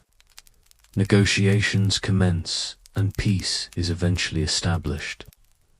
As the 1760s progress, Britain stands at the zenith of its imperial power. It has defeated its main rival, France, and gained vast territories across the globe. The British Empire now includes 13 colonies along the eastern seaboard of North America, provinces in Canada, islands in the Caribbean, and significant holdings in India. But there are storm clouds on the horizon. The American colonists who fought alongside British forces during the 7 Years' War are beginning to chafe under imperial rule. The British government's attempts to recoup war costs through taxation will soon spark resistance that will change the course of imperial history. For now, though, Britain basks in the glow of victory. The Union Jack flies over forts and trading posts from the icy shores of Hudson Bay to the tropical beaches of the Caribbean, from the forests of North America to the plains of Bengal. It's the dawn of what historians will later call the First British Empire. As you drift towards sleep, think about the scale of this global conflict that reshaped the world. Armies fighting across continents, navies clashing on distant seas, empires rising and falling, all while ordinary people try to survive in extraordinary times. The story of the British Empire is one of ambition and achievement, but also of suffering and struggle. And we're not even halfway through the tale. In the coming decades, Britain will face new challenges, including the most significant imperial crisis of all, the American Revolution. The year is 1763, and Great Britain has just become the most powerful nation on earth, after defeating France in the 7 Years' War. The British Empire now spans across North America, the Caribbean, and has significant footholds in India. The sun truly never sets on British territories. But with great power comes great bills, and Britain is drowning in war debt. The government needs money, lots of it, and fast. Who should pay for the war? Asks the Prime Minister in a closed-door meeting with Parliament. The colonists, of course, replies a member of Parliament. After all, we fought the war to protect them. They should bear the cost. This seemingly simple decision will change the course of history. The British government, thinking it's completely reasonable to ask colonists to contribute to imperial defense, passes the Stamp Act of 1765. This requires American colonists to pay a tax on virtually every piece of paper they use. Legal documents, newspapers, playing cards, dice. Anything printed needs an embossed revenue stamp purchased with hard currency that goes directly to the British government. For colonists used to managing their own affairs and taxes through local assemblies, this direct taxation from Parliament is unprecedented and unwelcome. No taxation without representation becomes their rallying cry, since they have no elected representatives in Parliament. They argue Parliament has no right to tax them directly. The backlash is immediate and fierce. Colonists boycott British goods. Tax collectors are tread and feathered. And trust me, that's not a fun experience. Imagine having hot, sticky tar poured over your body, then being covered in feathers that stick to the tar. It's painful, humiliating, and potentially deadly if the tar is hot enough. Faced with this resistance, Parliament repeals the Stamp Act, but immediately passes the Declaratory Act, asserting that Parliament hath and of right ought to have full power and authority to make laws and statutes of sufficient force and validity to bind the colonies and people of America in all cases whatsoever. In other words, we can do whatever we want with our colonies. Meanwhile, across the ocean in India, the British East India Company is consolidating its power following the decisive Battle of Plassey, after over 100 red years of dealing with the British East India Company. The once mighty Mughal Empire is in decline and near collapse. In 1765, the company signs the Treaty of Allahabad with the Mughal Emperor Shah Alam II. This treaty grants the company Diwani rights, the right to collect taxes in the provinces of Bengal, Bihar and Orissa. We came as traders, an East India Company official remarks. Now we rule as kings. This is a fundamental shift. The company is no longer just a commercial enterprise. It's now effectively governing territory, collecting revenue and administering justice. It's becoming an arm of the British Empire with its own army, its own administrative structure, and its own diplomatic relations.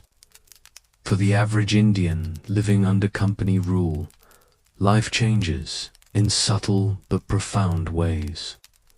The company imposes new agricultural practices aimed at maximizing profits. Local industries that compete with British imports are suppressed. Traditional power structures are disrupted as the company favors those who cooperate with its interests. The foreigners count everything, an Indian farmer complains. Every grain of rice, every cow, every chicken, all so they can take their share. Back in America, tensions continue to simmer. In 1767, Parliament passes the Townshend Acts, imposing duties on tea, paper, glass, lead, and paint imported into the colonies. Again, the colonists resist, boycotting British goods.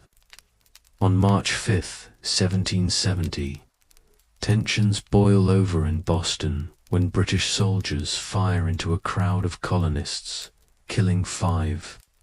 The incident, quickly dubbed the Boston Massacre by colonial newspapers, becomes a rallying point for anti-British sentiment. Picture the scene. It's a cold winter evening in Boston. Snow and ice cover the ground. A crowd of colonists has gathered outside the custom house, taunting the British soldiers stationed there. The atmosphere is tense, the air electric with hostility.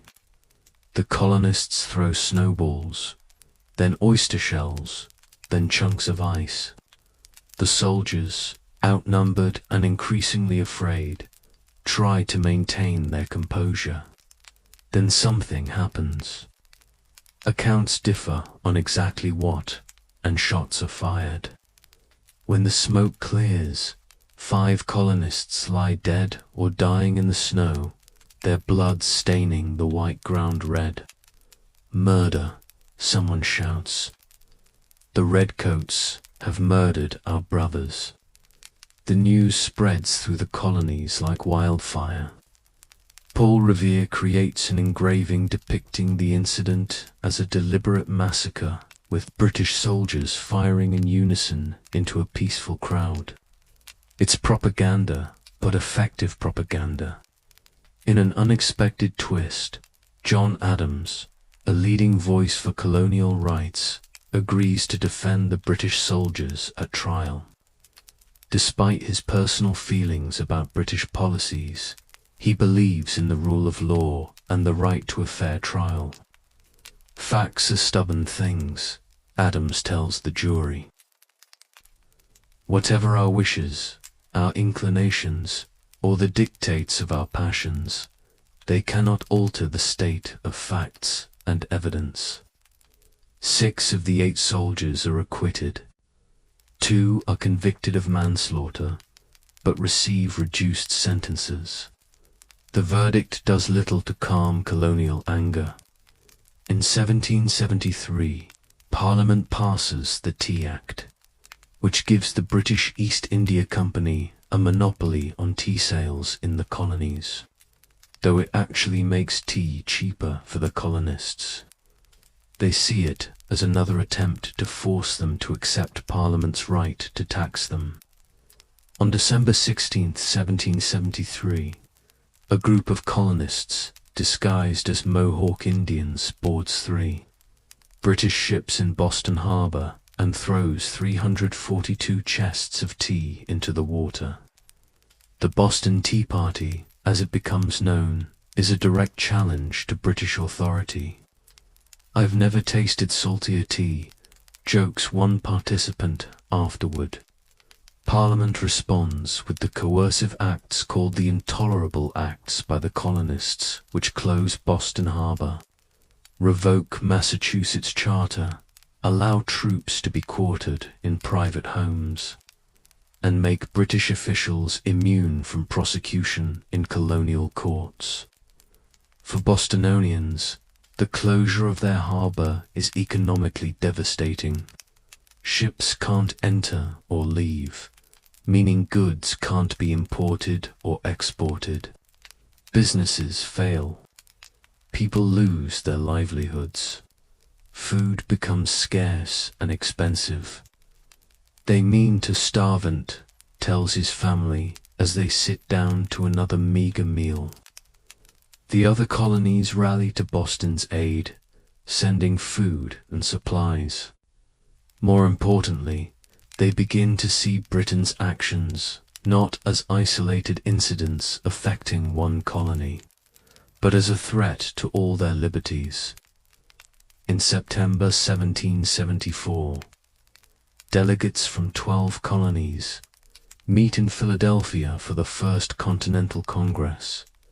They declare the coercive acts unconstitutional, advise the people to arm themselves, and call for another Congress if their grievances aren't addressed. While the American colonies inch closer to open rebellion, Britain continues to expand its influence elsewhere. In 1768, Captain James Cook embarks on the HMS Endeavour to explore the South Pacific. After years of arduous sea travel, Cook and his crew reach the southern hemisphere. In April 1770, they discover an unexpected landmass, the continent of Australia. Cook makes landfall at a place now known as Boaty Bay in what will become New South Wales.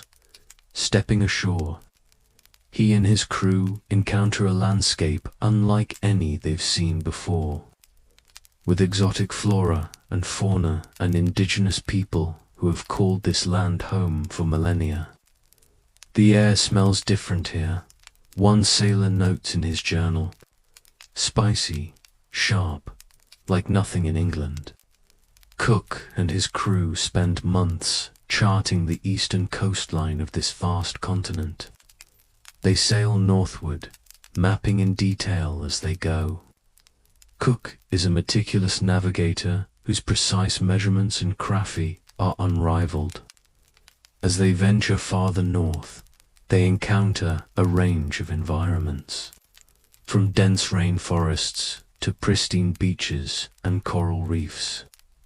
They see strange animals, creatures that hop on powerful hind legs, carrying their young in pouches, furry animals that climb trees and eat leaves, birds of brilliant plumage that mimic human speech. If I hadn't seen it with my own eyes, a crewman writes, I would have sworn the others were spinning tales to fool me. The world's newest and most dangerous frontier has been discovered. Cook claims it for Britain, ignoring the fact that the land is already inhabited by hundreds of indigenous nations with their own complex societies, languages, and traditions. This pattern of European powers claiming lands already inhabited by indigenous peoples has been repeated across the globe. From North America to the Caribbean to India to Australia, the expansion of the British Empire often means the displacement, subjugation, or elimination of native populations. Back in the American colonies, events are moving rapidly toward confrontation. In April 1775, British troops marched from Boston to the nearby towns of Lexington and Concord to seize colonial weapons and arrest revolutionary leaders. Colonial militiamen, warned by Paul Revere and others, confront the British troops. Shots are fired. No one knows for certain who fired first, and the American Revolution begins.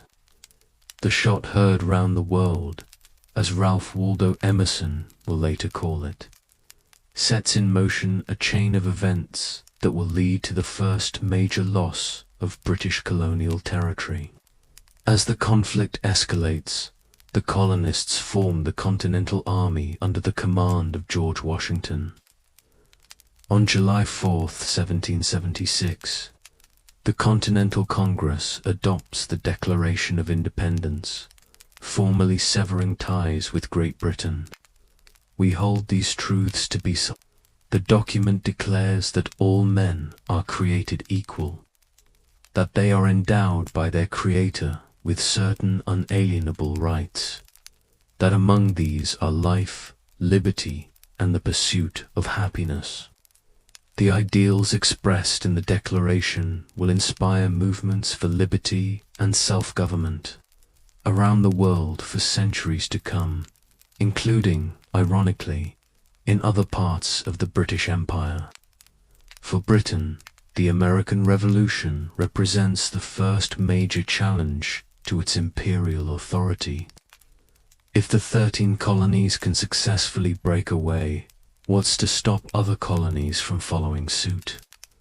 The war is a global conflict with France, Spain, and the Netherlands eventually joining on the American side.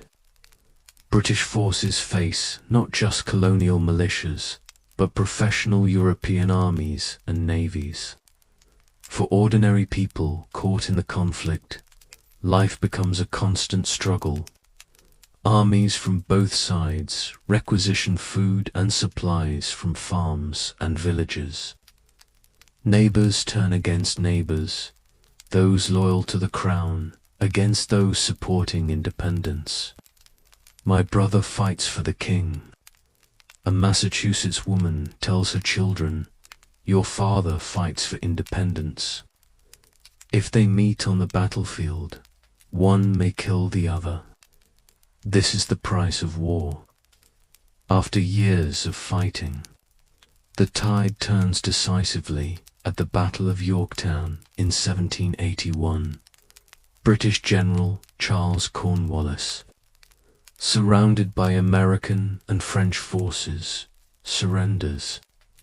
In 1783, the Treaty of Paris officially ends the war, with Britain recognizing the independence of the United States. The British Empire has lost its 13 American colonies, a significant blow to its prestige and power. But the empire is far from finished. Even as it loses territory in North America, it's expanding elsewhere. The loss of the American colonies actually accelerates British interest in India, Africa, and the Pacific as alternative sources of imperial wealth and power. In India, the East India Company continues to extend its control. After the Treaty of Allahabad, the company effectively rules Bengal, India's richest province. Under Warren Hastings, the first Governor-General of India, the company begins to function less like a commercial enterprise and more like a government. Company rule brings changes to Indian society and economy. Traditional industries are disrupted as the company promotes goods that can be exported to Britain. Agricultural practices are altered to focus on cash crops.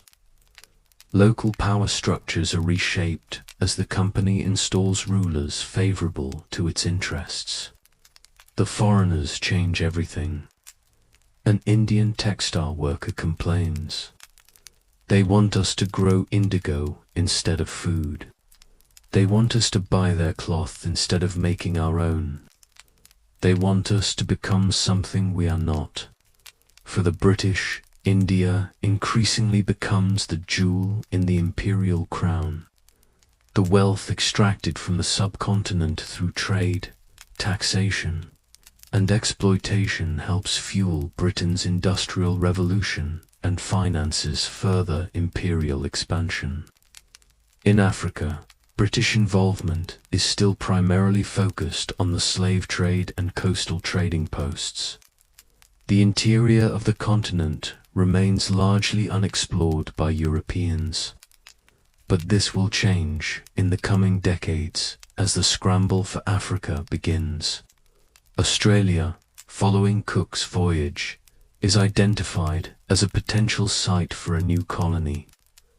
The loss of the American colonies has created a problem for Britain. Where to send its convicts? Before the Revolution, many British convicts were transported to America. Now a new destination is needed. In 1786, the British government decides to establish a penal colony at Bot Bay, the first fleet carrying convicts and their guards, arrives in Australia in January 1788, though they actually settle at nearby Sydney Cove rather than Bot Bay. For the convicts, transportation to Australia is a harrowing experience. The voyage takes months, with the ships battling storms, disease, and shortages of food and water. Upon arrival, they face the daunting task of establishing a settlement in an unfamiliar and often hostile environment. God has forsaken this place, one convict writes in a smuggled letter.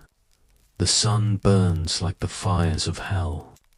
Strange creatures lurk in the brush. The natives watch us with suspicious eyes, and our overseers are devils in human form. Despite these challenges, the colony survives and eventually thrives. What begins as a penal settlement will over time develop into a significant component of the British Empire. As the 18th century draws to a close, the British Empire is at a crossroads. It has suffered a significant loss with the American Revolution, but continues to expand in other parts of the world. The nature of the empire is changing too, from one primarily focused on trade to one increasingly concerned with territorial control and settlement. The coming century will bring new challenges and opportunities. The Industrial Revolution will transform Britain's economy and society, providing new impetus for imperial expansion. Revolutionary ideas, inspired in part by the American and French revolutions, will spread throughout the empire, challenging traditional notions of authority and hierarchy. And Britain will face new rivals for imperial dominance, particularly from European powers like France and Germany, and eventually from non-European powers like Japan and the United States. But through it all, the British Empire will continue to expand, reaching its zenith in the late 19th and early 20th centuries before the forces it has helped set in motion, nationalism, democracy, begin to bring about its decline. As you drift closer to sleep, imagine the vastness of this empire at its height, spanning continents, encompassing diverse peoples and cultures, shaping the modern world in ways both positive and negative. Its legacy lives on in our language, our legal systems, our political institutions, and the very borders of many nations.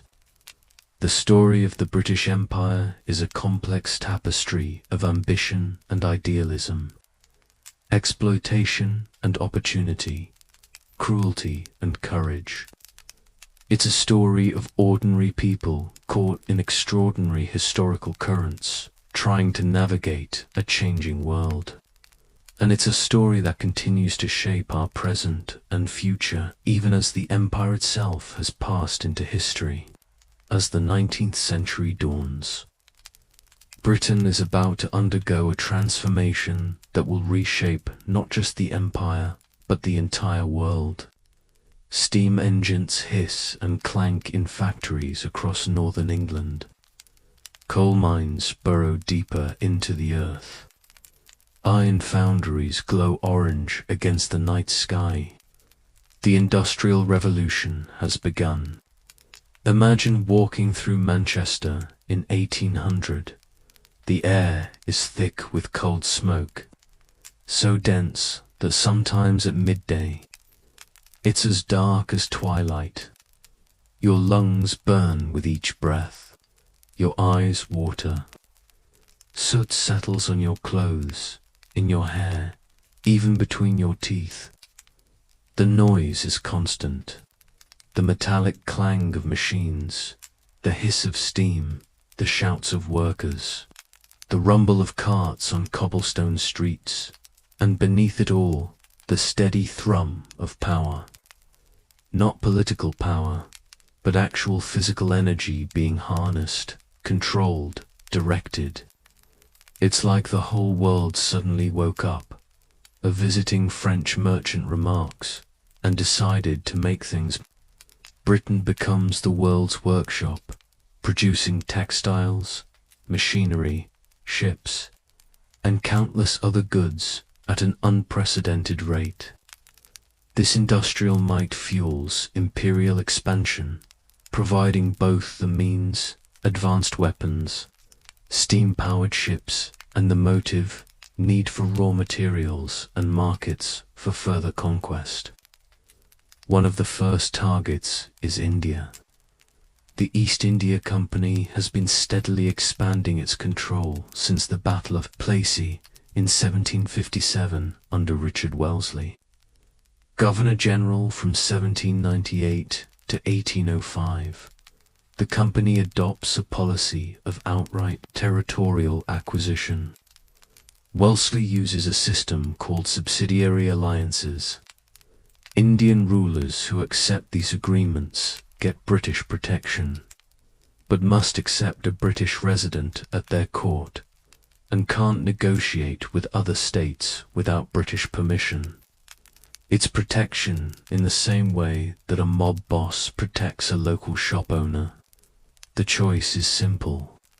A British official explains to an Indian prince, accept our friendship or face our enmity. Most choose friendship, which gradually turns into control. By 1818, the company effectively rules most of the Indian subcontinent, either directly or through puppet rulers. For the average Indian, company rule brings significant changes. Traditional industries like textiles are deliberately suppressed to benefit British manufacturers. Local craftspeople, once renowned for their skilled work, find themselves unemployed as cheap machine-made British goods flood the market. My father made cloth for the Maharaja. A Bengali weaver tells his son, I make cloth for no one. Agricultural practices change too, with emphasis on cash crops like cotton, indigo, and opium for export, rather than food for local consumption. This shift increases vulnerability to famine when harvests fail. The British justify their rule with what they call a civilizing mission. The idea that they're bringing progress, education, and enlightenment to backward peoples.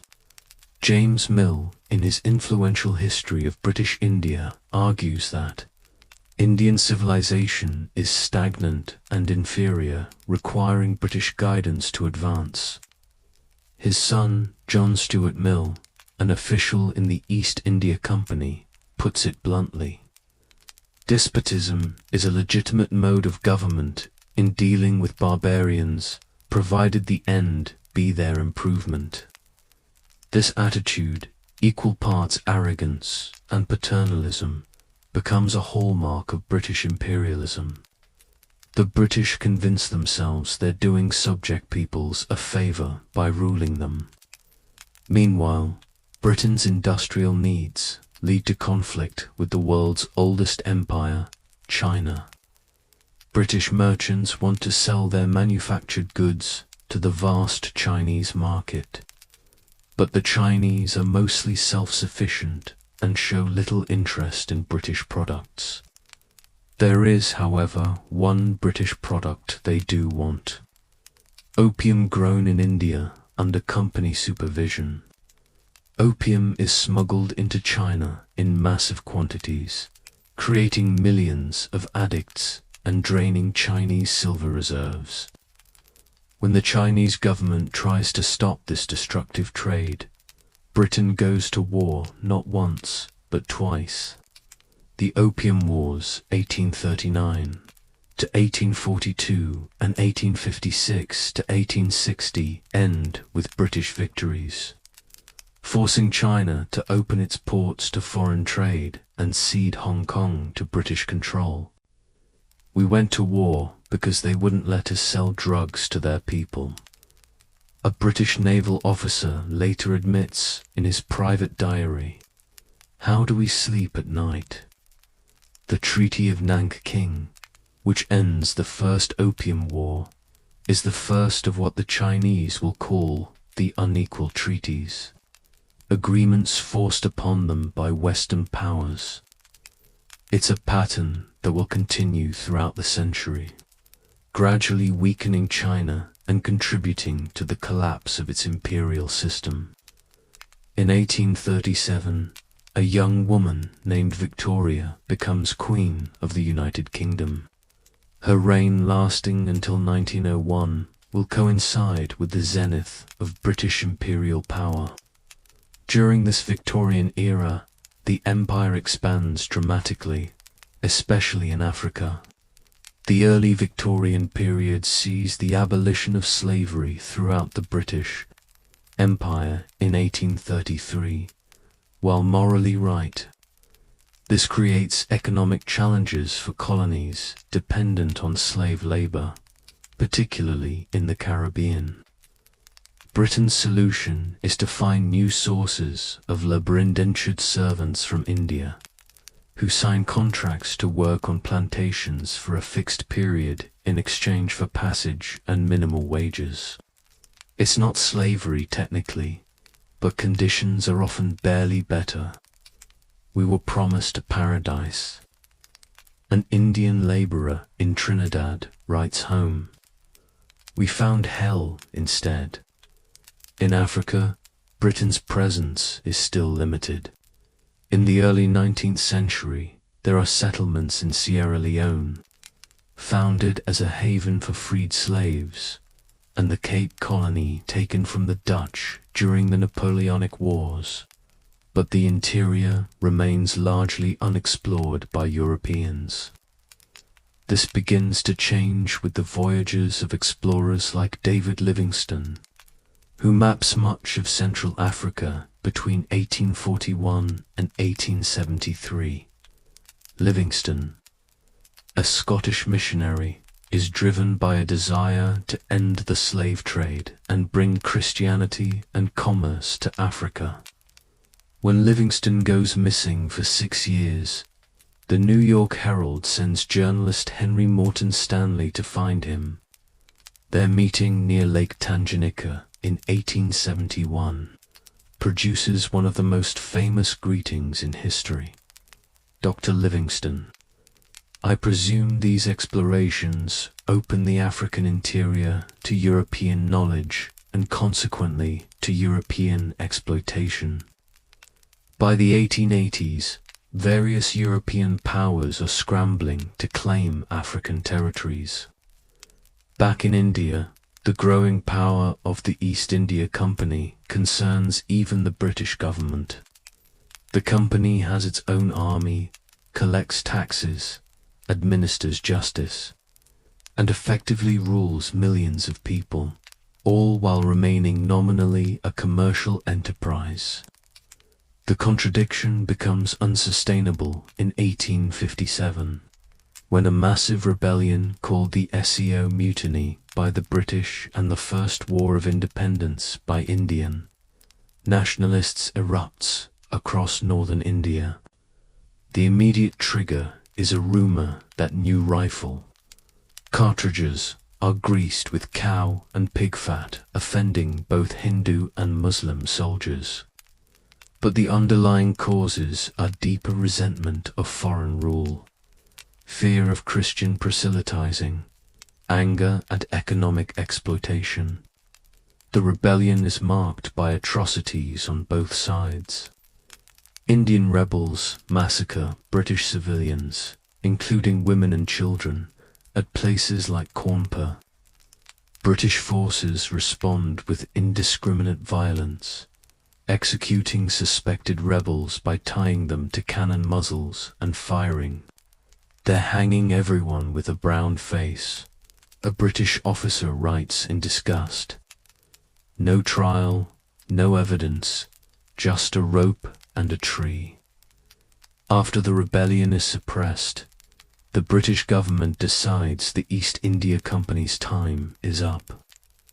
The Government of India Act transfers all the company's territories and authorities directly to the British Crown. Queen Victoria becomes Empress of India, ruling the subcontinent through a viceroy and a complex administrative structure staffed largely by the Indian civil service and elite core of British administrators. This period sees efforts to reform Indian society according to British values. Practices like sati, widow burning, and thuggee, ritual highway robbery, and murder are suppressed.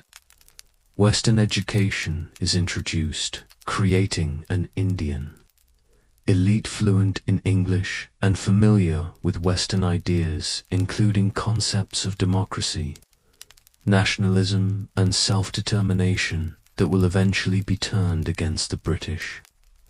They teach us about freedom in their schools.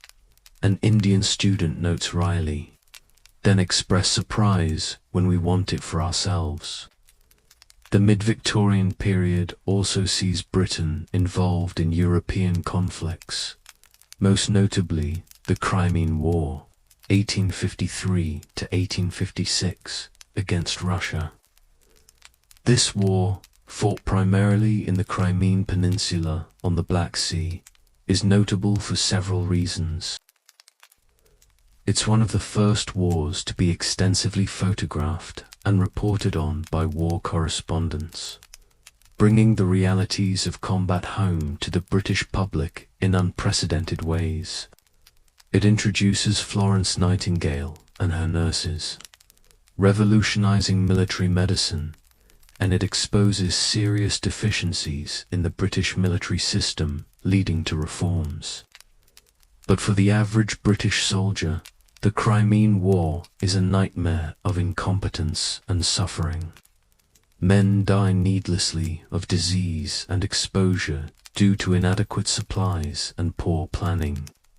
The infamous charge of the Light Brigade, in which a British cavalry unit charges Russian artillery due to confused orders, becomes emblematic of the war's mismanagement. Ours not to reason why, ours but to do and die. Poet Alfred Lord Tennyson will write about the charge, capturing both the heroism and the futility of the action. Despite these challenges, Britain emerges from the mid-century as the world's predominant power. Its navy rules the waves. Its factories produce goods that flood global markets. London is the world's financial center, with the pound sterling serving as the international reserve currency. The late Victorian period sees the most dramatic expansion of the British Empire, particularly in Africa. The scramble for Africa begins in earnest after the Berlin Conference of 1884 to 1885. Where European powers establish rules for claiming African territories. The conference's attendees, all European with no African representation, literally draw lines on maps, dividing the continent among themselves with little regard for existing political structures, ethnic groupings, or geographic realities. They're cutting up Africa like a cake, observes one horrified observer. Britain claims vast territories, including what will become Nigeria, Ghana, Kenya, Uganda, and Sudan, among others. Seal Rhodes, a British businessman and ardent imperialist, establishes British control over what becomes Rhodesia, now Zimbabwe and Zambia. Rhodes dreams of a British Africa stretching from Cape to Cairo with a railway line connecting these two extremes of the continent. The railway is never completed, but the British do establish a nearly unbroken chain of territories from South Africa to Egypt. For Africans, the imposition of colonial rule is traumatic. Traditional political systems are dismantled or subordinated to colonial administration. Land and resources are labor is coerced through taxation that forces people into the cash economy. The white man came with a Bible in one hand and a gun in the other. A Kenyan elder later recalls, "He told us to close our eyes and pray. When we opened them, he had the land and we had the Bible." Colonial administrators justify their rule with the same civilizing mission rhetoric used in India. They claim to be bringing progress, Christianity, and commerce to backward peoples. The reality is a system designed primarily to benefit Britain economically and strategically. Yet the empire is not without its critics. Even within Britain, writers like Edmund Burke had criticized imperial excesses in India as early as the 1780s. By the late 19th century, voices like John Hobson are questioning the morality and even the economic value of imperialism. What is this empire for? Hobson asks. Who truly benefits from it? For most ordinary British people, the empire remains distant and abstract. They see it represented in exhibitions, newspapers, and popular culture. Exotic animals, strange peoples, thrilling tales of adventure and conquest. But few ever visit the colonies, and fewer still understand the realities of colonial rule. The sun never sets on the British Empire, goes the popular saying, expressing pride in its global reach. What remains unspoken is the corollary. Somewhere in the empire, it is always darkest night. As the 19th century draws to a close, the British Empire reaches its territorial zenith. It encompasses nearly a quarter of the world's land surface and rules over approximately 450 million people, about 1/4 of the world's population at the time. But beneath this apparent strength, there are signs of strain. Other powers, particularly Germany and the United States, are industrializing rapidly, challenging British economic supremacy. Nationalist movements are stirring in. Various colonies, inspired partly by Western ideas of self-determination, and the costs of maintaining the empire military, administrative, and moral are becoming increasingly apparent. The Boer War, 1899 to 1902 in South Africa, exposes the brutality of imperial conquest, with British forces hurrying Boer civilians into concentration camps, where thousands die of disease and malnutrition. We are fighting a British journalist's rights to maintain our control over people who manifestly do not want to be controlled by us. As you drift closer to sleep, consider the contradictions of the Victorian Empire at its height. The material progress alongside human exploitation, the ideals of liberty and justice, alongside the realities of conquest and subjugation. The self-confident assertions of civilizational superiority, alongside the often brutal methods used to impose that civilization. The British Empire in this period shapes the modern world in countless ways, drawing borders that still exist today, spreading the English language globally, establishing political and legal institutions that continue to function. Its legacy is complex and contested, inspiring both pride and shame, admiration and anger. And as the 20th century dawns, this empire, the largest in human history, will face challenges that will ultimately lead to its dissolution, returning to the status of the small island nation from which it began. But that's a story for another part of our journey through the rise and fall of the British Empire. As the 20th century dawns, the British Empire stands at its territorial peak. The map of the world is splashed with pink, the color used to denote British possessions stretching across every continent. 1/4 of the Earth's land surface and 1/4 of its population are under British rule. Queen Victoria, the embodiment of the empire, dies in January 1901 after a 63-year reign. Her son, Edward VII, inherits not just a throne, but a global colossus that seems eternal and unshakable. Yet beneath this apparent strength, cracks are forming. Imagine yourself in London in 1901. The city hums with energy and confidence. Massive buildings of Portland stone line the streets. Banks, government offices, museums, all built to last for centuries. The wealth of empire flows through the city's veins.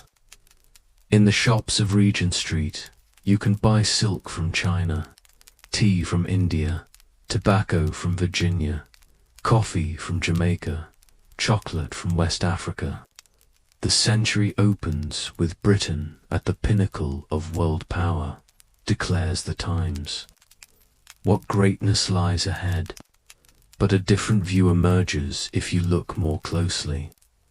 In the East End, poverty is rampant. Children with hollow cheeks and ragged clothes beg on street corners. Workers crowd into tenements where disease spreads easily. The wealth of empire enriches some, but certainly not all. And in the colonies themselves, the rumblings of discontent grow louder. In India, the Indian National Congress, founded in 1885, is evolving from a loyal opposition to a more assertive voice for Indian rights and eventually independence. In Ireland, demands for home rule intensify.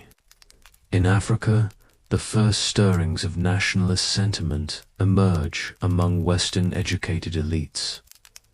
The new century also brings new rivals. Germany, unified only since 1871, is industrializing rapidly and building a navy to challenge British maritime supremacy. The United States, having emerged from its civil war as a unified nation, is becoming an economic powerhouse. Japan, transformed by the Meiji Restoration, defeats Russia in 1905, becoming the first Asian power in modern times to defeat a European one. British leaders sense these challenges. Joseph Chamberlain, colonial secretary from 1895 to 1903, proposes imperial preference, a system of tariffs that would bind the empire closer economically. But free trade orthodoxy runs deep in British thinking, and his proposals meet resistance. In 1902, Britain signs an alliance with Japan, recognizing it can no longer maintain naval supremacy in every ocean simultaneously. In 1904, the Onant cordial with France ends centuries of Anglo-French rivalry. In 1907, an agreement with Russia completes the Triple-On. These diplomatic maneuvers reflect a new reality. Britain is no longer strong enough to stand alone. It needs allies. The days of splendid isolation are over, admits Foreign Secretary Lord Lansdowne. The first truly global challenge to the empire comes in 1914 with the outbreak of World War I. Britain enters the conflict after Germany violates Belgian neutrality. But the war quickly becomes a struggle for imperial as well as European dominance. For the average British soldier, many of whom come from working-class backgrounds, The war is a nightmare beyond imagining. In the trenches of the Western Front, men live like animals, knee-deep in mud and filth. Rats grow fat on corpses. Lice infest unwashed bodies. The constant artillery bombardment drives some men mad. The noise never stops, writes a young lieutenant to his mother. Even in sleep I hear it. Will I ever know silence again? Death comes in many forms.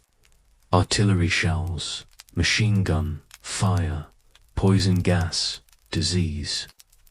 On the first day of the Battle of the Somme, July 1st, 1916, Britain suffers nearly 60,000 casualties, including almost 20,000 dead.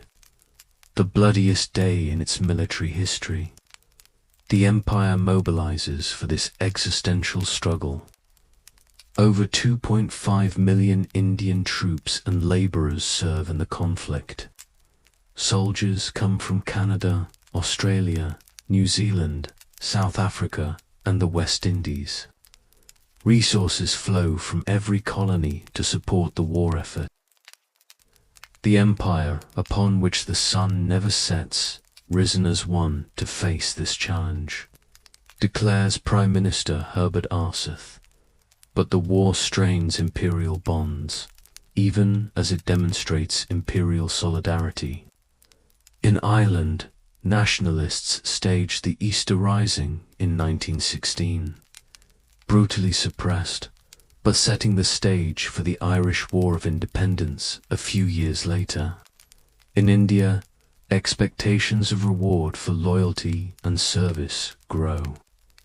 They use us as cannon fodder. An Indian soldier writes from the Western Front. Will they see us as equals when this is over? For Muslims in the Empire, there's a particular dilemma, as Britain fights against the Ottoman Empire, whose Sultan is the Caliph, the spiritual leader of Islam. This creates tensions in India, Egypt, and other Muslim-majority areas under British rule. After 4 devastating years, the war ends in Allied victory. The German, Austro-Hungarian, Ottoman, and Russian empires all collapse.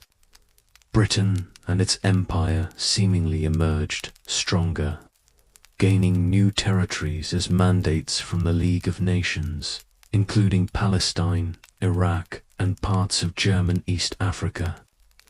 At the Paris Peace Conference, British dominions, Canada, Australia, New Zealand, South Africa signed the Treaty of Versailles separately. Recognition of their growing autonomy within the imperial framework, but the cost has been enormous. Nearly 1 million dead from Britain and its empire, crushing financial debts and social upheaval. The pre-war world of stability and confidence is gone forever. We have won the war, observes a British diplomat at Versailles. But I'm not sure we have won the peace. The post-war years bring new challenges in Ireland. The War of Independence, 1919 to 1921, leads to the Anglo-Irish Treaty and the creation of the Irish Free State with 6 counties in Ulster, remaining part of the United Kingdom as Northern Ireland. It's the first significant territorial loss for the empire since American independence.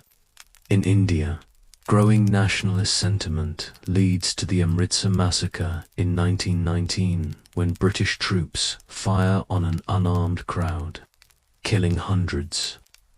The atrocity galvanizes the independence movement under the leadership of Mohandas Gandhi, who advocates non-violent resistance to British rule. The British govern India because we cooperate with them. Gandhi tells his followers, if we withdraw our cooperation, they cannot govern. In Egypt, a 1919 revolution leads to nominal independence in 1922. though Britain retains significant control, particularly over the Suez Canal in Iraq. A 1920 revolt against the British Mandate is suppressed at significant cost. These post-war disturbances reflect a changing world. The principle of self-determination, championed by American President Woodrow Wilson, inspires nationalist movements across the colonized world. The Russian Revolution of 1917 offers an alternative ideology, communism that explicitly opposes imperialism. The 1926 Imperial Conference produces the Balfour Declaration, not to be confused with the 1917 Declaration on Palestine, which defines Britain and the Dominions as autonomous communities within the British Empire, equal in status, in no way subordinate one to another.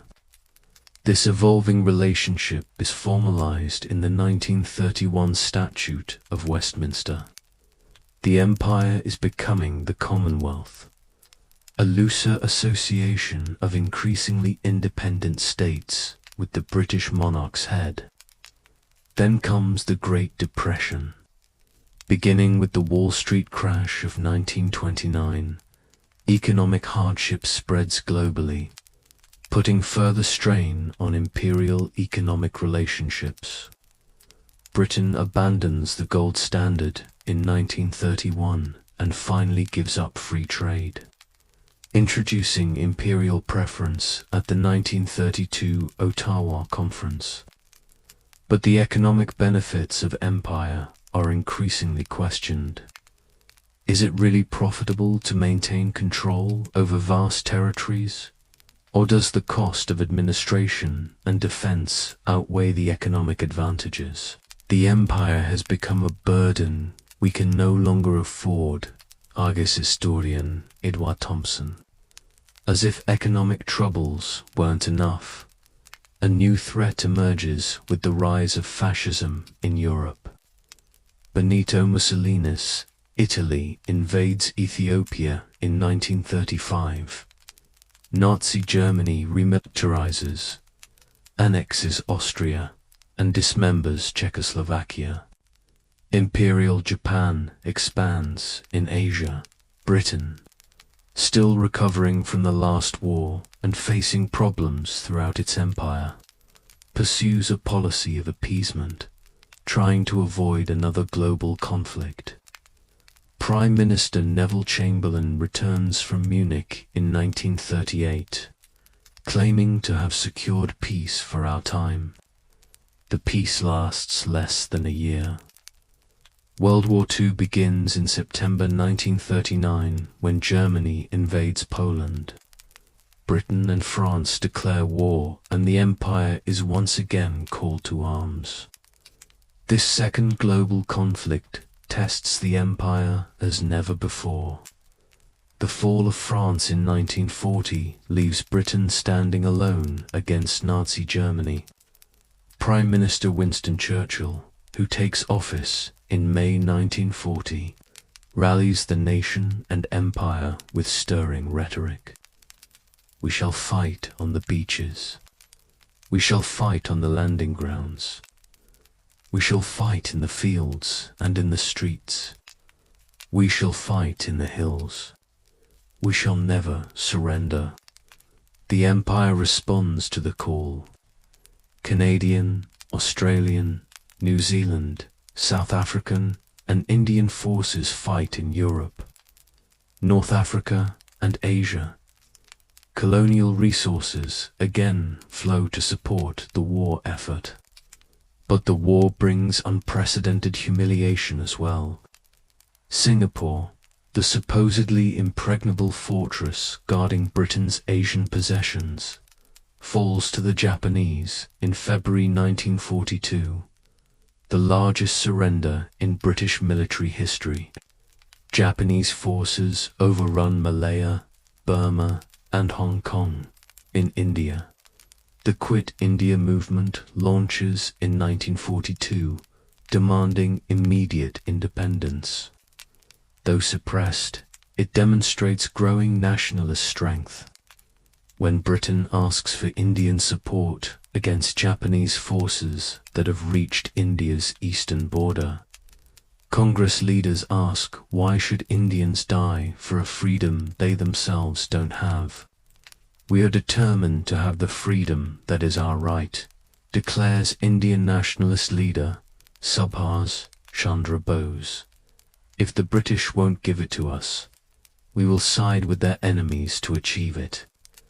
Bose forms the Indian National Army from Indian prisoners of war captured by the Japanese. Though it has limited military impact, the war ends in Allied victory in 1945. But Britain emerges exhausted and financially drained. The new superpower rivalry between the United States and the Soviet Union leaves little room for a third major power. And throughout the colonized world, demands for independence grow louder. The process of decolonization begins almost immediately. In 1947, India and Pakistan gain independence, ending 3 centuries of British presence in South Asia. The partition of the subcontinent along religious lines leads to massive population transfers and communal violence that claims hundreds of thousands of lives. Lord Mountbatten, the last Viceroy of India, observes the chaos from his residence and reportedly remarks, "At least we're leaving with dignity." An Indian politician retorts, "The only thing leaving with dignity is you, Lord Mountbatten. The rest of us are covered in blood." Burma, now Myanmar, and Ceylon, now Sri Lanka, follow in 1948. The British mandate in Palestine ends in 1948 with the creation of Israel and the First Arab-Israeli War, leaving a legacy of conflict that continues to this day. In Africa, the pace of change is initially slower, but pressure builds. The Gold Coast, now Ghana, achieves independence in 1957 under Wayne Crummer, who declares, "We face neither east nor west. We face forward." By the end of the 1950s, the writing is on the wall for the entire British Empire. Prime Minister Harold Macmillan, speaking to the South African Parliament in 1960, acknowledges the wind of change blowing through this continent. Recognizing that the era of European colonialism is ending, the process isn't always smooth. In Kenya, the Mau Mau Uprising, 1952 to 1960, is suppressed with considerable brutality before independence comes in 1963. In southern Rhodesia, now Zimbabwe, white settlers unilaterally declare independence in 1965, rather than accept majority rule, leading to international sanctions and eventually a guerrilla war. In Alden, part of modern Yemen and Cyprus, British forces face armed insurgencies. Malaya, now part of Malaysia, achieves independence in 1957 after a long communist insurgency is defeated for British officials overseeing this dissolution of empire. It's a bittersweet experience. Many have spent their entire careers in colonial service, genuinely believing in their civilizing mission. Now they watch as the flags come down and their life's work ends. "We arrived with such certainty," a retiring colonial officer in Africa writes in his diary. "We leave with such doubt. For the peoples gaining independence, the moment is one of jubilation, but also uncertainty. Colonial borders drawn with little regard for ethnic or historical realities. become international boundaries, setting the stage for future conflicts. Colonial economic systems designed to benefit the metropole leave new nations dependent and underdeveloped. The British have left, observes a Nigerian journalist, but their ghosts remain. By 1970, most of the British Empire has achieved independence. What remains are a few scattered territories: Gibraltar, the Falklands, a handful of Caribbean and Pacific islands. The Commonwealth provides a forum for cooperation among former colonies, but it's a far cry from the imperial system it replaced. The empire that once ruled a quarter of humanity has largely dissolved, returning to something resembling its original borders. The pink-colored lands on the map have reclaimed their own identities and destinies. As you drift closer to sleep, consider the dramatic arc of this imperial story. From small island nation to global superpower and back again, all in the span of a few centuries. The British Empire shaped the modern world in countless ways, for better and worse.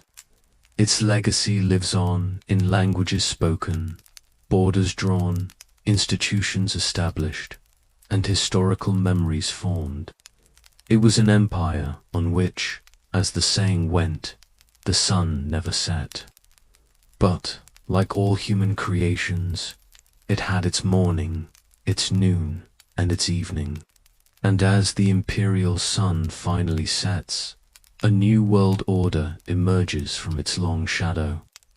A world of nation-states, international organizations, and new forms of power and influence beyond the territorial control that defined the imperial age. By the early 1970s, the British Empire has largely dissolved. The mighty imperial structure that once ruled a quarter of the world's land and population has contracted back to the British Isles, with just a scattering of small territories remaining across the globe. But the story isn't quite over. The final decades of the 20th century see the completion of the decolonization process and a reckoning with the imperial past. It's a quieter, more reflective chapter in the epic tale of the British Empire. A time of endings, transformations, and legacies. On a grey London morning in 1972, a fleet of ships arrives at the Tilbury docks. These aren't the powerful warships or merchant vessels that once projected British power across the oceans. They're small, overcrowded boats carrying Ugandan Asians, British passport holders expelled by dictator Idi Amin. These refugees are part of communities established during imperial rule when Indians were encouraged to settle throughout the empire as merchants, clerks, and laborers. Now, as newly independent nations assert their identities, these imperial diasporas sometimes find themselves unwelcome. My grandfather came to Uganda because the British wanted him there. A young woman clutching a single suitcase tells a reporter, "Now we come to Britain because nowhere else will have us." For Britain, accepting these imperial refugees is both a moral obligation and a practical challenge. The country itself is struggling with economic problems. Inflation, unemployment, industrial unrest. The glory days of imperial power and prosperity seem increasingly distant. Meanwhile, the slow process of decolonization continues. In the Caribbean, former colonies gain independence one by one. Bahamas in 1973, Grenada in 1974, Dominica in 1978, St. Lucia and St. Vincent in 1979, Antigua and Barbuda in 1981, St. Kitts and Nevis in 1983. Each independence ceremony follows a similar pattern. The Union Jack lowered, a new national flag raised, speeches about friendship and cooperation, a sense of both celebration and melancholy. We were never meant to rule these islands forever, an elderly British governor says privately after one such ceremony. But I wonder what we were meant to do. The question reflects the ambiguity of the imperial project. Was it about trade, strategic advantage, civilizing mission, or simply power for its own sake? As the empire recedes into history, these questions become more philosophical than practical. In 1976, the British economy is in such dire straits that the government must request a loan from the International Monetary Fund, a humbling moment for a nation that once dominated global finance. The contrast with imperial grandeur couldn't be starker. We used to lend money to half the world, a Treasury official remarks. Now we beg for it ourselves. The Falklands War of 1982 provides a brief echo of imperial conflicts past. When Argentina invades the Falkland Islands, one of Britain's few remaining overseas territories, Prime Minister Margaret Thatcher dispatches a naval task force to reclaim them. It's a risky venture. The islands are 8,000 miles from Britain, but just 400 miles from Argentina. The logistics are daunting, the outcome uncertain. For the British soldiers and Marines who fight in the Falklands, the experience is brutal. The South Atlantic winter brings bitter cold, with temperatures dropping below freezing. Sleet and snow driven by howling winds cut through clothing. The boggy ground turns to mud that sucks at boots and makes every step an effort. It feels like the end of the world. A young Royal Marine writes home. Maybe it is. Despite the challenges, British forces succeed in recapturing the islands after a 10-week conflict. The victory boosts national morale, but it's an anomaly in the broader pattern of imperial retreat. In Africa, the final significant colonial holding, southern Rhodesia, where white settlers had unilaterally declared independence rather than accept black majority rule, finally becomes independent Zimbabwe in 1980. After years of guerrilla warfare and international sanctions, Robert McGab, leader of one of the main liberation movements, becomes Prime Minister and later President. At independence, he surprises many with a message of reconciliation. If yesterday I fought you as an enemy, today you have become a friend. If yesterday you hated me, today you cannot avoid the love that binds me to you. The warm sentiments won't last, as Zimbabwe later descends into authoritarianism and economic collapse.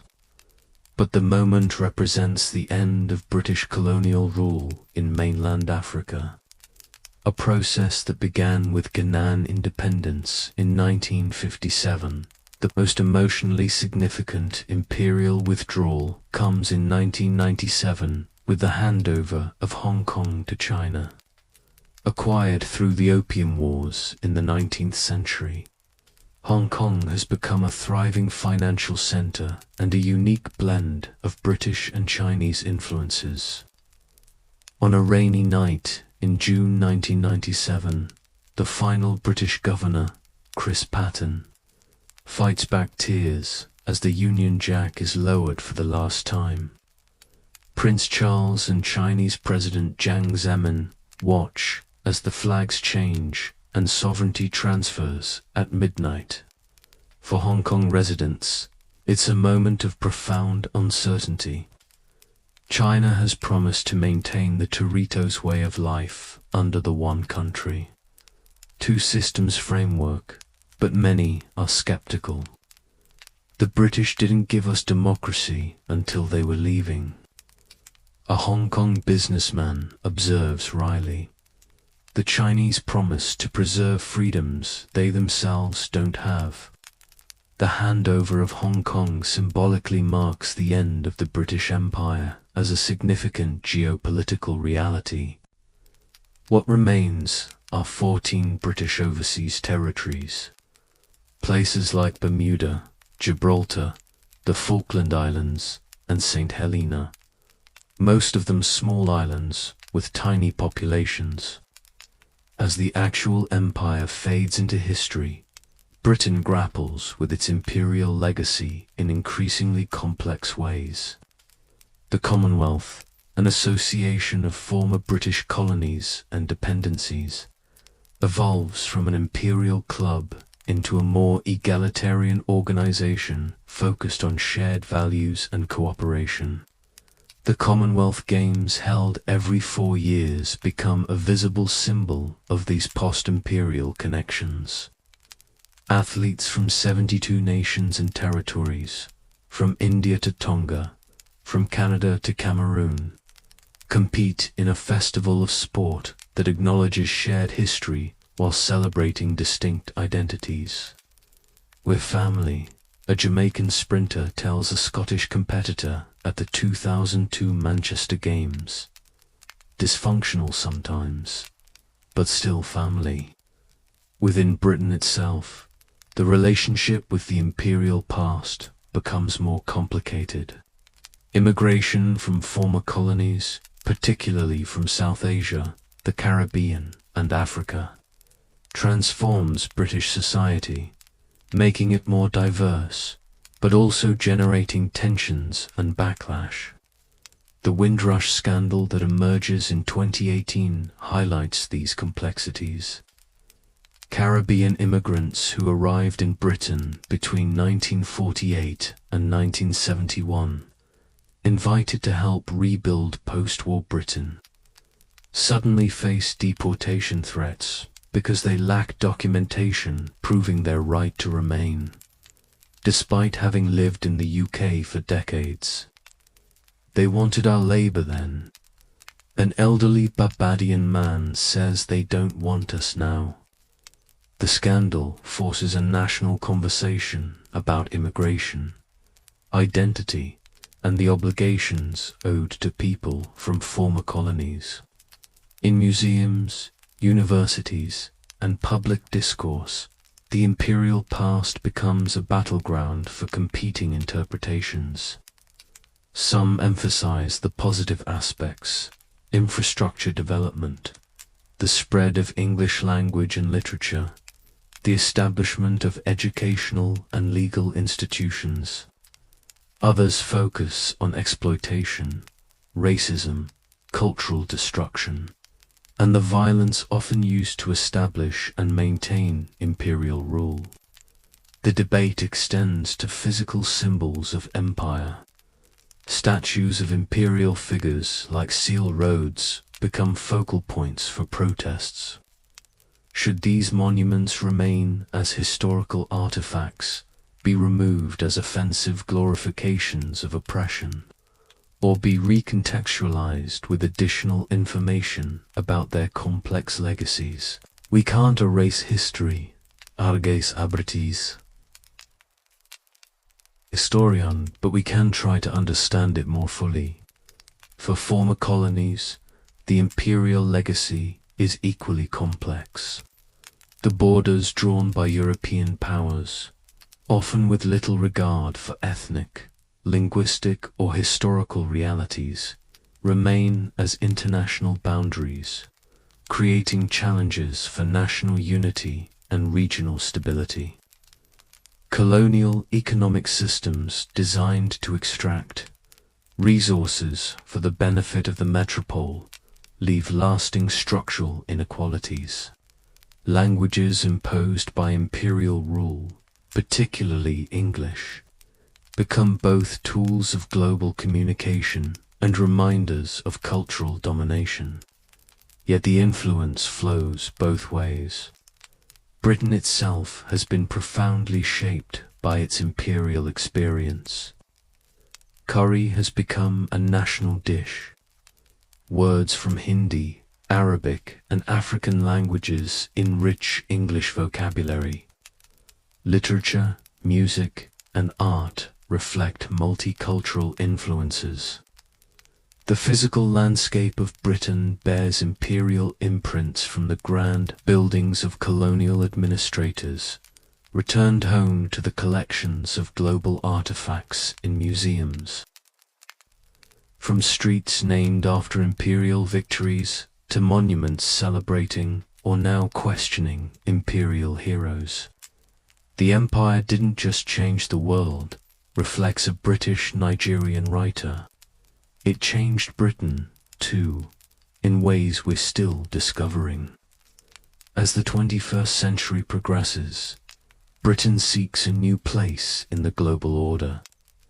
No longer an imperial power, it navigates relationships with rising nations. Some of them former colonies like India that now have larger economies than their former ruler. The 2016 Brexit referendum, where Britain votes to leave the European Union, is interpreted by some as nostalgia for imperial greatness, a desire to be independent again rather than part of a larger union. Others see it as simply a preference for global rather than regional connections. Global Britain becomes the post-Brexit slogan, emphasizing ties with Commonwealth countries alongside new trade relationships around the world. It's an echo of imperial networks, but now as a relationship among equals rather than a hierarchy of ruler and ruled.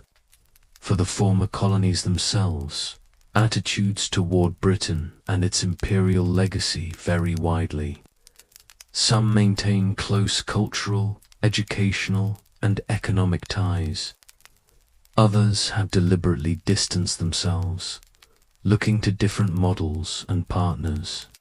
We respect our history, says a Malaysian politician, but we're writing our own future. The Commonwealth evolves to reflect these changing dynamics. In 2018, Prince Charles succeeds Queen Elizabeth II as the organization's head, not automatically, but by consensus of the member states.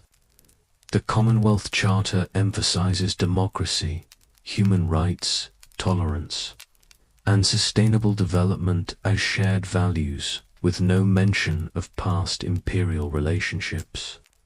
As the actual lived experience of empire recedes further into history, its evaluation becomes both more objective and more contested. Historians uncover new sources telling stories of both ordinary people and major figures previously overlooked. Fiction, film, and other media reimagine imperial experiences from multiple perspectives. The British Empire, like all human creations, was neither wholly good nor wholly evil. It was a complex system built by people with mixed motives, operating according to the assumptions and values of their times. It brought technological development and educational opportunities to some, exploitation and cultural disruption to others.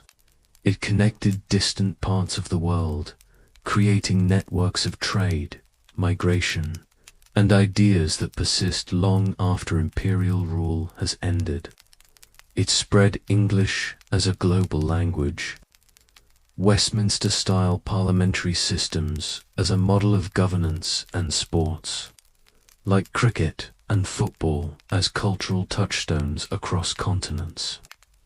But it also imposed foreign rule on peoples who didn't choose it, extracted wealth that benefited primarily the imperial power, and established racial hierarchies whose psychological impacts outlast their formal structures. The empire was neither the glorious civilizing mission of Victorian mythology nor the unmitigated evil of its harshest critics. A contemporary historian writes, "It was human history on a global scale with all the complexity that implies.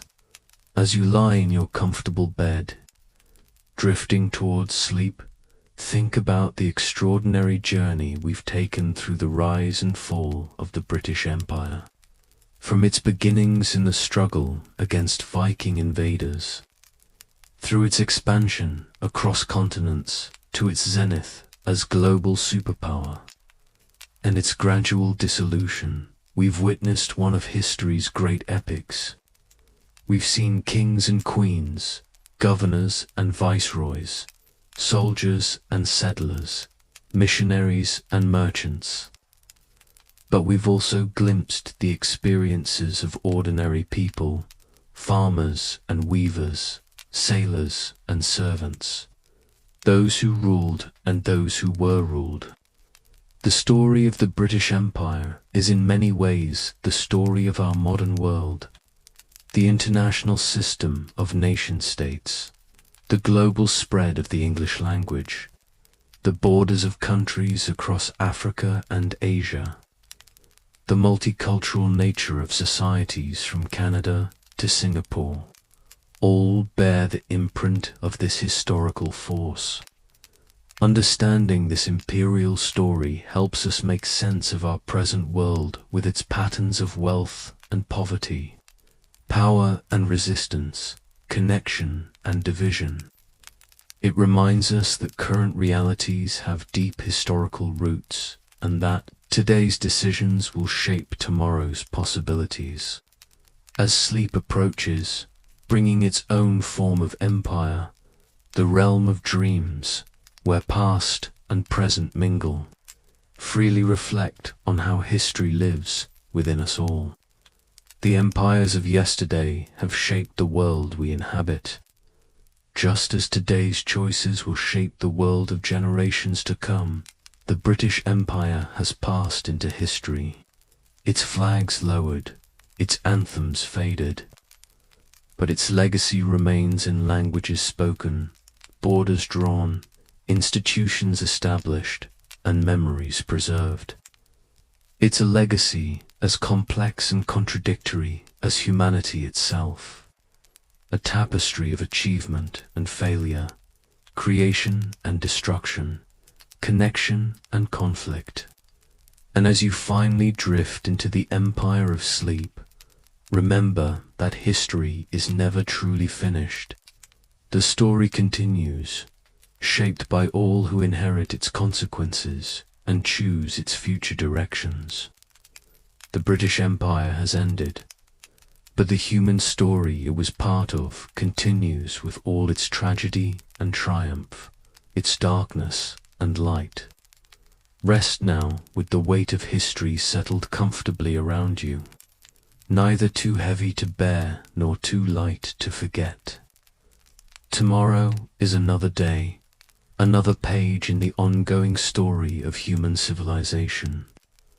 A story in which we are all, in our own small ways, both subjects and authors. Although the physical borders of the British Empire have receded, its language and institutions remain a global reality today. As we complete this tremendous historical journey, we have witnessed together how power has shifted hands. Take care of yourselves until we meet again on the next voyage of discovery.